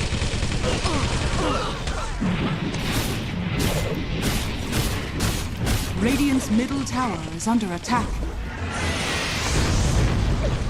Very back and forth game so far. Sin Compromiso, I think, doing a lot better with their early plays. Good recovery from the Kunkka. I mean, if we go back to the start of the game, getting killed and then getting glimpsed. Yeah, his game is completely recovered, right? He's like dead even with, well, he was dead even with Tai Lung until that kill right there. Bottom lane, we're going to see Illich and K1 actually in a little bit of trouble. The Orchid comes out, but she's done the... Say OG, it was a pretty close game for a lot of it. I'd say OG outperforming that mid lane for sure on the Ember. Tai Lung, he's been doing that a lot lately, but they made a series of good plays, kept it quite close. It comes down to Whisper eventually just finding so many great skewers and RPs to kind of break this game open. They still have to work for it a little bit towards the end, but you can just patiently wait for another big RP, another big skewer, which is pretty much exactly what they do to win those late game fights and then close it out. Yeah, we haven't really seen a lot of TA in these qualifiers. Like, there's a little bit here and there, but most of the time it's either banned or that for some reason the teams just aren't playing it because like their carries prefer other heroes. Yuma actually does play a lot of TA, but he still like has other heroes he prefers to play in the current meta, and this is one of those games where it's like, okay, we're gonna see a late pick TA in the draft. We didn't really expect it, but 23rd I think overall responded to by the Doom, and it's still just owned. Like, he goes 14, 2, and 10. He's top net worth, you know, top building and top hero damage. Like, that's pretty much the performance you want. It's one of the reasons we see TA as a super contested hero. But yeah, overall, really well done from Heroic. I also have to give props to Analog on the Monkey King. Even though he struggled a little bit early on in the lane, his item build was sick. The diffusal into that Mage Slayer actually got so much work done in some of those mid-game fights. Yeah, and then helped out by the skewers again, right? So many times you see heroes trying to get away from Wukongs, which is the weakness of Wukongs, and then you just keep bringing them back in, keep skewering them in. Can't get off Whisper's Funhouse ride. Straight to the Wukongs. Let me go. No one goes. Whisper's the conductor of the game, it seems like always. No one's allowed off the ride. Well, that's game one here. It is a best of 5. So OG, they have plenty of opportunities to still try and pull this one out, walk away with the victory. But for now, we're going to go to a break, and we'll be back with game number 2 in the South American closed qualifiers, that grand finals for the EWC. We'll see what happens after the break, everyone.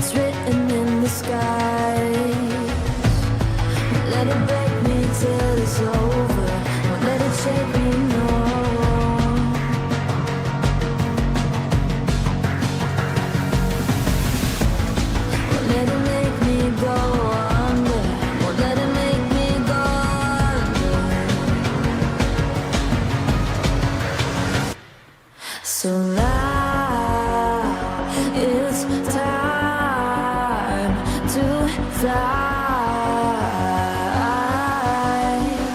Nothing's gonna stop me now. Nothing's gonna stop me now. Nothing's gonna stop me now.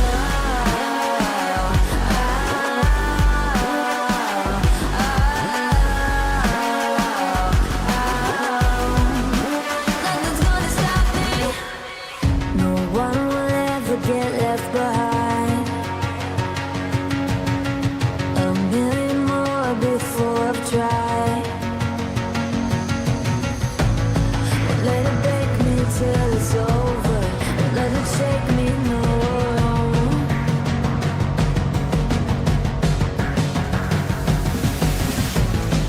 Let it make me go under. Let it make me go under. So now it's time to fly. So now it's time to fly. Nothing's gonna stop me now. Nothing's gonna stop me now. Nothing's gonna stop me now. Nothing's gonna stop me now. Nothing's gonna stop me now. Nothing's gonna stop me Nothing's gonna stop me now.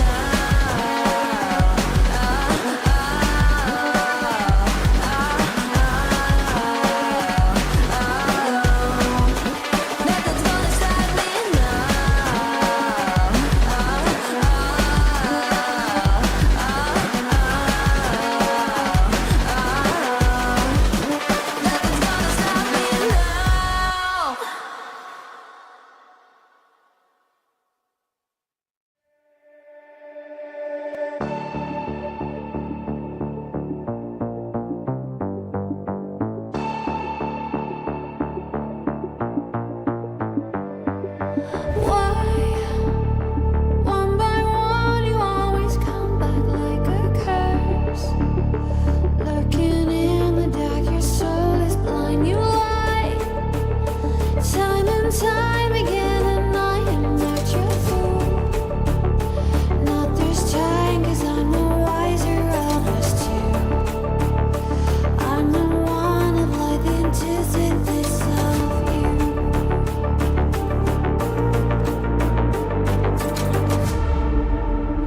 If you shoot, I'll take you. If you run, I'll chase you. If you scream, I'll whisper. La-di-da-di-da-da-da. This is all you ever wanted. Take it all.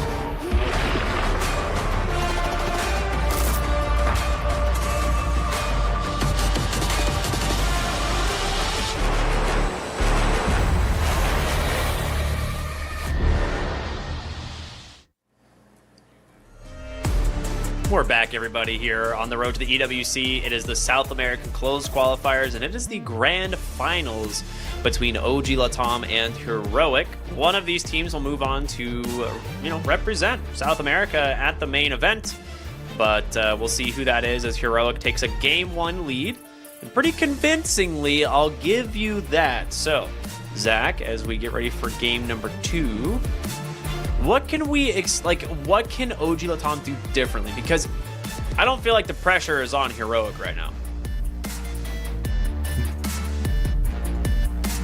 I think the way they play is pretty good, right? I don't think they're being outplayed in the game too much. There were some mistakes into the Magnus towards the end that kind of ultimately cost them. I feel like the draft, I just don't love the combination between Ancient Apparition wanting people to set up for it, and then you get like this Abaddon because you see the Magnus, and things started to get messy. And then credit to Heroic, 5D chess with the TA, You know, you pretend to ignore the hero multiple series in a row, even play OG, never pick this hero. You're like, oh, we totally don't care about TA. Honor, you know, you don't play TA, we don't play TA. It's no cool, honor. Guys. And then they go, 23 pick TA. We got him, boys. You know, it paid off. And at that point, you know, you go like, oh, how do we deal with this, right? They go for the Doom. Some value to it, but just not quite enough. You just have to ban TA now? Like, I don't know. It's I mean, that goes back to like heroic. I call them cheese picks, but I mean it's a legit hero. You know, TA is not like the usual Brood, Huskar, Meepo. But that's the scary thing when you get down to the last pick, whether it's like the 23rd, 24th pick, right? Every single one of their cores have a pretty wide hero pool and can pull out something like this, where it's like we pretended not to care about the TA, or it's actually his Meepo, you know, or it's like, oh, it's actually Carry Magnus, and now we pick a crazy thing for Whisper. Like that's what makes it so tricky versus this team. 5 seconds remaining. Yeah, I think this is just one of those teams that it doesn't matter what you like.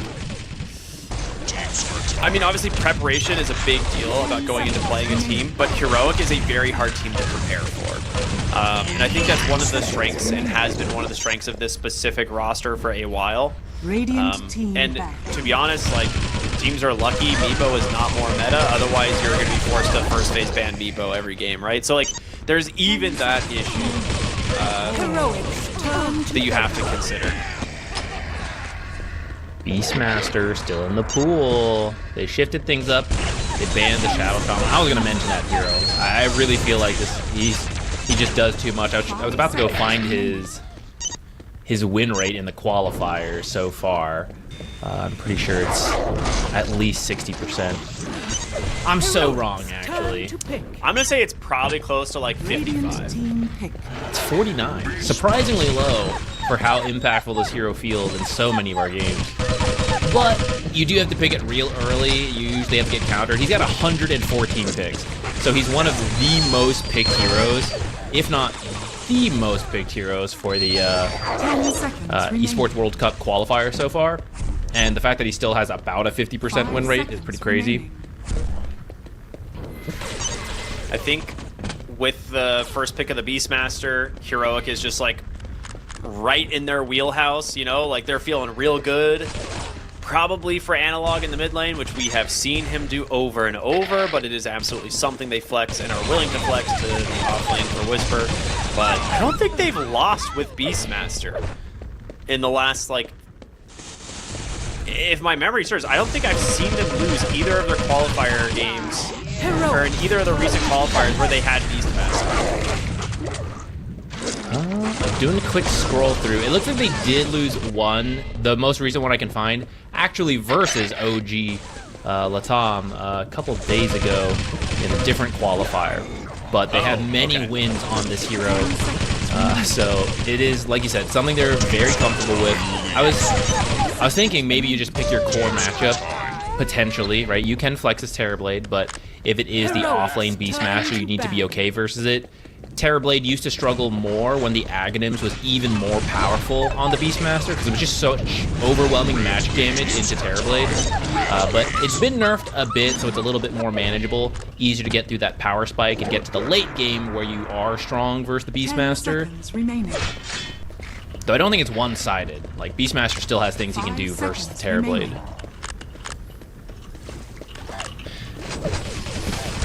As we go into the next set of bans,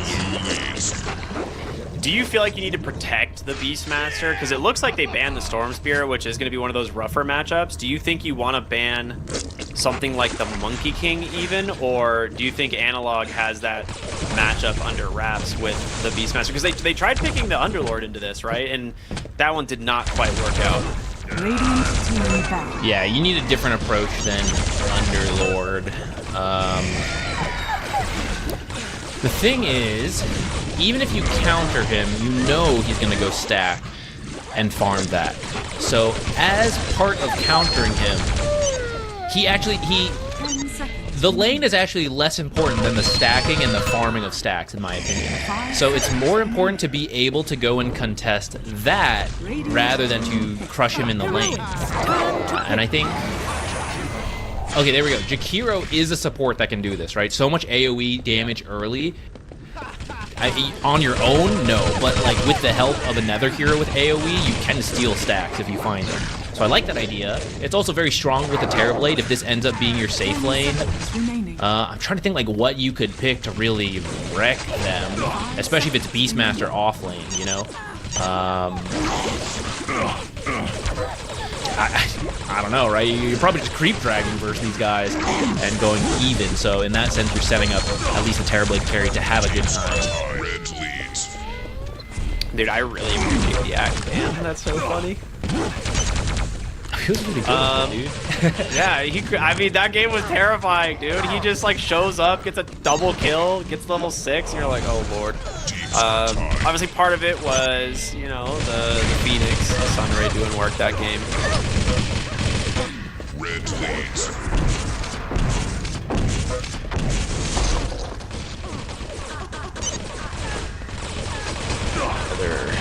What other supports we got?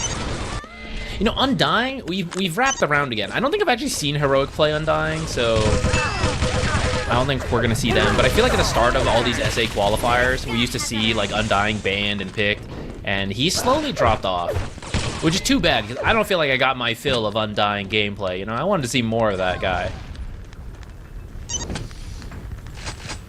Okay. Dark Willow. 10 seconds remaining. We see this hero a lot 5 seconds recently. remaining. It's just pretty strong in lane. You can play it as a 4 or a 5. I think with Brew, it's pretty dang strong, but I also think that there are other combos in the pool that you could still pick that work well with the Brewmaster in the off lane. And this does kind of lend me to believe that they're going to have to be... They're trying to force the Terrorblade into the off lane. Terrorblade is really not going to have a good time against 5 Brewmaster Dark seconds Willow. remaining. What else can you grab then? Gyro or Sven, perhaps? Could be good. Both are definitely good. There's also Lifestealer.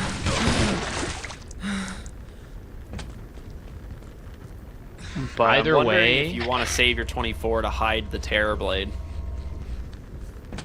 I mean, you know it's Beastmaster mid. You should pick your mid matchup here, I imagine, in these two picks. yeah, I feel like this is the downside of grabbing the Brewmaster here. If you don't grab it, I mean, there's a chance OG takes it, so I can understand why they did it, but you now know where the Brewmaster and most likely the Beastmaster is going. I feel like there was a time we saw more carry Beastmasters. I'm not saying they couldn't do it, but I do think it's been nerfed, and it's not as popular now. That's Oracle nice is pick. cool. A lot of the early damage from a Brewmaster Dark Willow lane would have been the Cinder Brew and then activating it with like Brambles or something like that.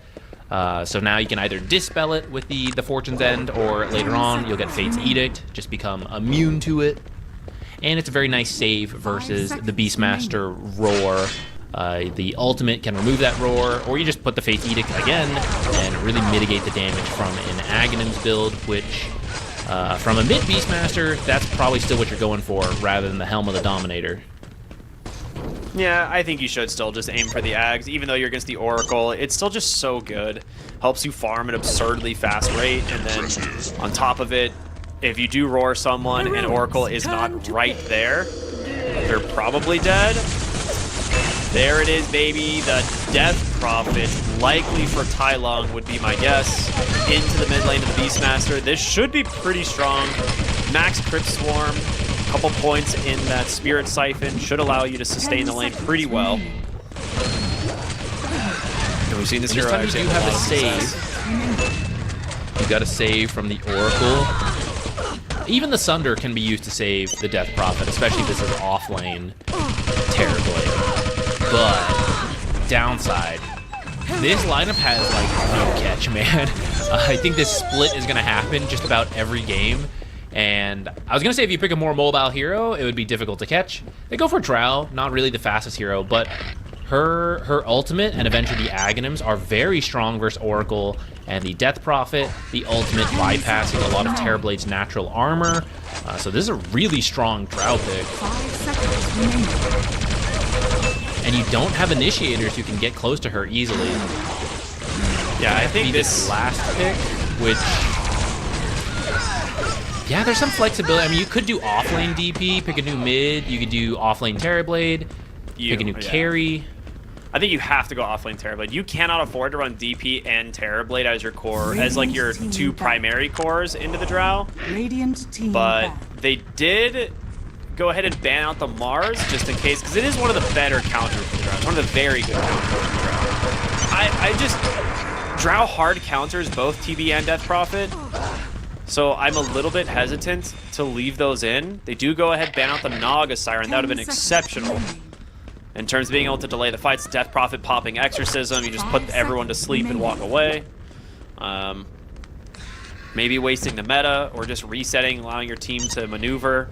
There's a lot of things that would have offered the game. You still need something to be in front of the Drow, and unless they're planning on running like a 5-position Brewmaster, which I've seen some teams run support Brew. I just don't think that's going to be the case here. Heroics turn to ban. I mean, you kind of... I guess it depends what offlaner comes out. If it is.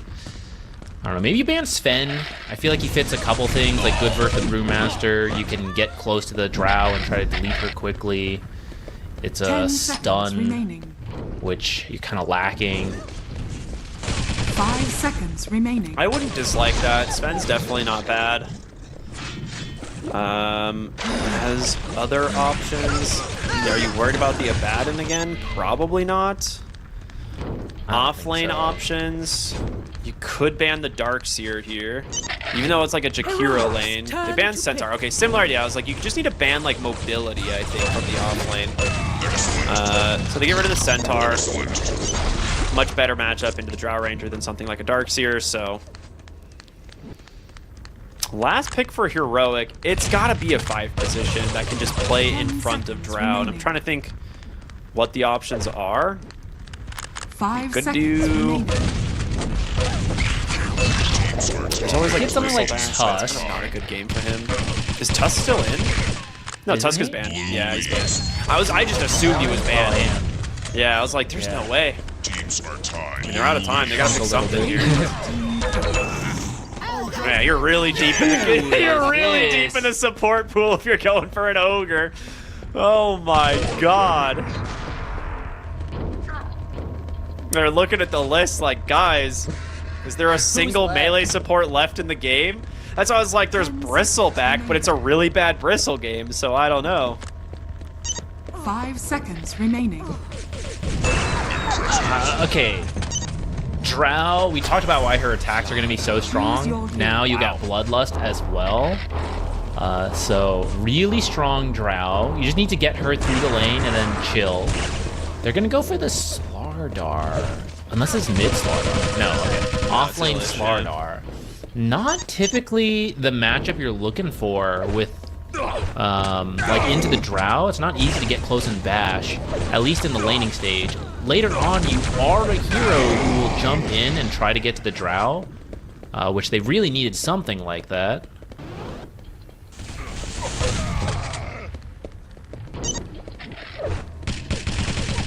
I don't know. I feel like Yuma's gonna get the farm he needs. I feel like it should be pretty good. Like, the lane's actually not bad for the Drow. Like, Ogre 5 seconds with Learning Curve, like level 1, you're kind of like, you know, not the best. But the second he actually has like 2 points in Ignite, he probably trades positively against either the Jakiro or the Slardar. And I don't think you're going to get to the Drow Ranger as a result. Like, KJ's going to have to invest in a lot of regen for this lane, but 2 points Ignite is very strong. You can move the Oracle there. I was wondering that too, but I think you need him for the Beast or for the Brewmaster, right? Like, otherwise, You need him for a lot of things this game. Yeah, I feel like Hector's game will get griefed if you move the Oracle. Jakira's a pretty strong laner too. Yeah. Might be able to zone him. The first level is the big one for OG. They need to punish the learning curve on the Ogre. But the problem is the power spike on Jakiro is also level 2, so it's kind of weird how that works out.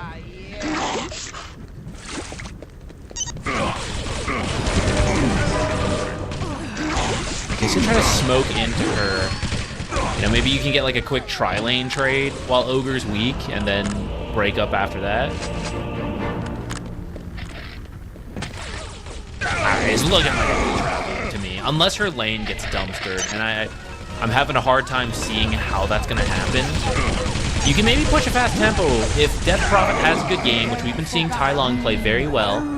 You know, if he's moving around, ulting, taking towers, you're going to be removing a lot of the space from the Drow before she gets too large. And that's the scary part, right? The later the game goes, especially when that Aghanims comes out, I'm going to favor Drow for the rest of the game. But until that point, she isn't that scary.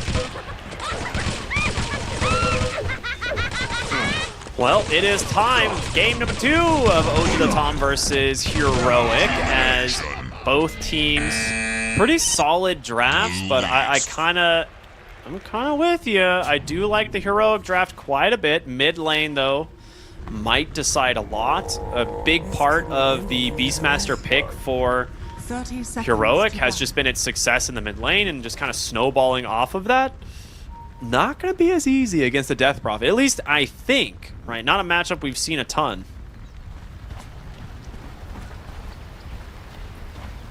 I think it should be fine. Again, like, even if you're countered as the Beastmaster, combination of playing well, but also all the drafts, I think. OG felt a lot of pressure to try to figure out a winning draft after having lost to Heroic before, but Heroic did the prep work, and I'd say all 3 games had kind of a favorable draft. Not like a complete stomp, but they have a Doom versus Alchemist, right? That's so good. 2 games in a row here where you're confident you're going to win the late game, so OG has the pressure to do well early, and then you kind of outplay them there, right? At that point, you're just showing why you are the dominant team in the region. From the side of Heroic, so really well done. I do want to say, though, I know OG ends up falling 3-0. They're not going to feel great about that, but I do think there's been a lot of improvement on this team. And I see a lot of bright moments throughout the games. Obviously not all the time and not enough to beat Heroic here, but even that attempt at the final defense there, going to that play, right? It's really good for a team to recognize, like, standard play loses us the game. We've got to go crazy, right? We've got to do something really out there to have a shot. And that's a winning mentality for the future. It's not today, unfortunately. Gonna have to do a little bit more prep work, a little bit more grinding, get some drafts that'll help you out. But I hope this team sticks together. I hope they keep playing, working on it, because I do see the potential there. I completely agree. I mean, when you look at the teams that they had to eliminate to get to the grand finals, I don't know if it's possible to pull the brackets back up. Is it? Can we do that? We can. Okay, cool. So, like, OG Latam, like, initially, they knocked down Sin Compromiso, they knocked down Veritas, they lose to Heroic, but in the lower bracket, they eliminate some very, like, prominent teams.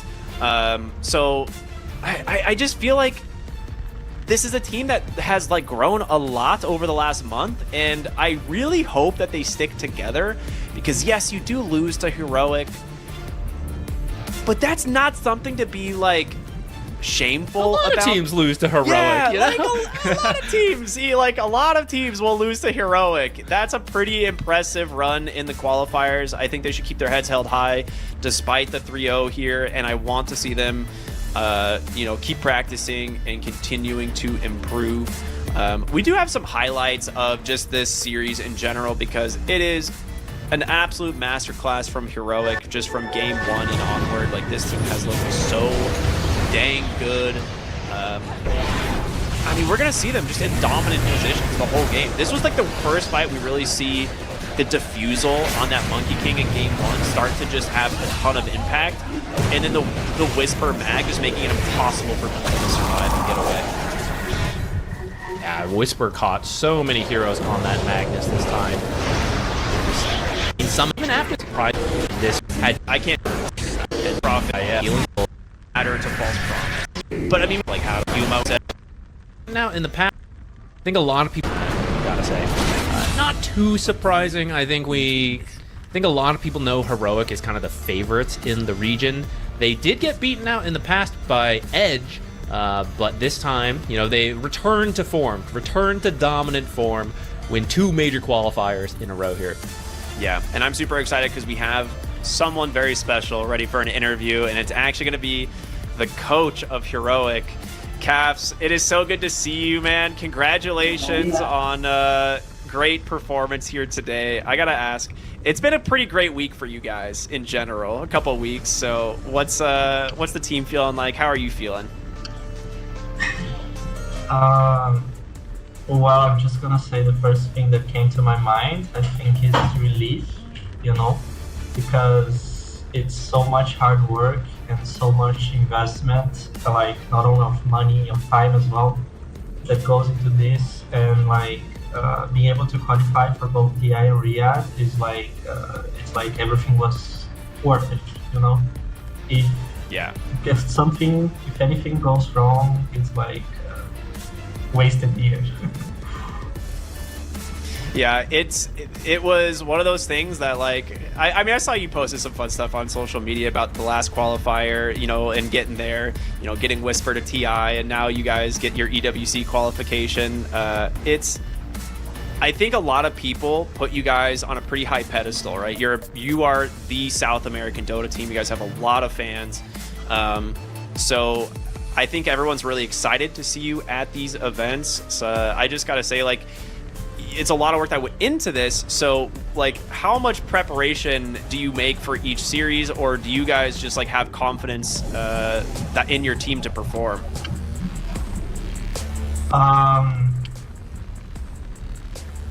I have another coach working with me, right? So we kind of share work a little bit. We always focus more on ourselves, but when I'm doing prep to a team specific, I always I put a lot of hours into prepping the draft, right? And Mangusu usually looks at their warding patterns and some things that they do in the game usually. I always do that, but not always. These qualifiers were kind of too much work, It's a work for two people. Actually, if I gotta be honest with you, I'm a slow worker. So I must put at least 5 hours into each prep for each series, to the point that when we lose and we go to the lower bracket and we have 2 series a day, our prep gets worse. Well, luckily for you guys, it was, all upper bracket this time around. Does your team appreciate the amount of work that you guys, that you and Mangusu do? They do. I wish they would externalize it more, but I know they do. We were saying that we need to be more positive in this team and say more positive things to each other, congratulate them from when they do good and things like that. We're trying to do it, but even us, the coaches, we don't go and do that too much to the players. But it's a good thing to have. I'm gonna let Zach ask you a couple questions. I've been hogging you. Nah. Well, okay, off of that, you mentioned all the draft prep that goes in, and we actually felt like all 3 drafts went your way, so prep paid off. But then it also feels like your team knows the timings that they should wait for. They're pretty patient to make sure they get to that point. Is that something that you help prep them for at the end of the draft? You tell them, make sure you get these items before you do anything? Or is that something, they have to figure out themselves in the game? We practice since coming from scrims that we need to talk about how the game will go as soon as the draft is over, and we had a list of things that we always try to talk about. I think that's really important and it helps, but for sure we don't have time to talk about everything, right? There's some guidelines for them to follow and to help them make decisions, and we do replay analysis and we kind of set up macro plays for them to so they don't have to use their brains too much inside the game. When a partner situation appears, they have something ready at least. They can modify it and do something a bit different, maybe way very different, but they always have something to rely on. But of course, it's you can't go and kind of set a plan for the whole game. Though it's just too complex for that, right? Yeah, I mean, it's such a complicated game, but you guys did great. So then I won't take too much time because I know you said it's a lot of stress and it's finally relief. You guys are done. Is there any celebration that's gonna happen? Go share some positive words like you said. What's the plan now? Like, if I gotta be honest, I think everyone's tired, but since the series ended quick, we're probably gonna eat together. I'm not sure if we're going out or ordering. But man, like the TI calls, when we won, everyone was like screaming, like going crazy, very fucking happy. And here, I think like we were so focused and so in the zone, and like it was a clean 3-0. Like everyone's like showing no emotion. It's like another day in the office. I'm even a bit scared. Even with myself, you can see me. I'm here all serious and all, but it's like, holy shit! I spent like the last like 3 days using my brain non-stop. It's just, and we finally managed to get in a good like flow. And it's hard getting out of it as well. So I'm not sure. Let's see. Well, that's awesome, man. We're happy for you. Obviously, you're one of the favorites. You guys, I've loved your team, guys, for a while. So obviously, best of luck as you guys have a lot to prepare for. I'm sure a lot of that's on your shoulders. So hopefully, you get a moment to relax before things start to get spicy. But hope you can at least enjoy a little bit of a reprieve now, as you guys have made it to the EWC. We have like a 4-day break, and then we fly to play Wallachia, right? So it never ends. I still need to make a decision if we're gonna sacrifice like the time to rest or to practice. What's more important, because like everyone is very tired here right now. Like it was a really long boot camp in the 2 qualifiers. Like it was more than 1 month of like hard work. So yeah, we could really use like a little time to rest. Yeah. Well, I hope you get it, man. Thank you so much for joining us for the interview. It's an absolute pleasure to speak with you, and yeah, best of luck, honestly, going forward. We're rooting for you. Thank you. I hope to see you guys at the tournaments, the events. I hope so nice. Too, man. As always. We'll see. Have a good night, Cass. Good night. See you. Bye. Absolute legend, Cass, the coach of Heroic. It's nice to hear that, like, he puts in a lot of work. He always has. It's one of the reasons that he's one of the major reasons Heroic has been very successful. But he also has his other coach, Mangusu, who it's nice to hear that he's doing a lot of work as well, things that like maybe CAFs doesn't have the time for, and all of this prep, it pays off. They make their way to the EWC, they made their way to TI last week, and their journey's not done. They've still got another tournament in just a couple of days, but it's cool to see that it's worth it in the end, that amount of work. Yeah, but I mean, like you said, it is a lot of hard work, and they're not the only ones. It's every team is going through this grind, which is why it's tough when you don't make it. And I really loved hearing him say, like, we're trying to be more positive, like, I think we appreciate each other, but we want to actually say it. And I think that's what all the teams could use right now. All the fans watching, it's an endless grind for these guys. It's so much work, and for the teams that make it, and especially for the teams that don't, now's the time to show your support. Tell them, you're big fans, you believe in them, so that they can bounce back for future tournaments, because the grind continues. It's not just this year, it'll be next year and next year. There's always Dota. Yeah, it never seems to end. More tournaments are getting announced all the time, so something always to look forward to. But as for the South American Closed Qualifiers to the EWC, it is over, man. We have crowned the kings, the victors, whatever you want to say. It's Heroic. They will be representing South America at the main event. Very excited to see how they do. But for Zach and myself, that'll do it.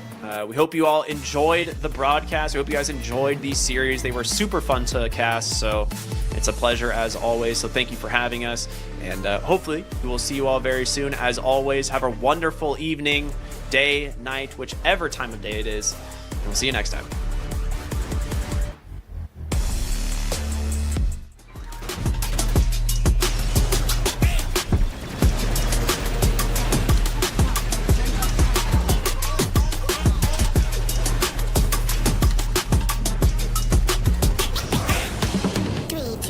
go.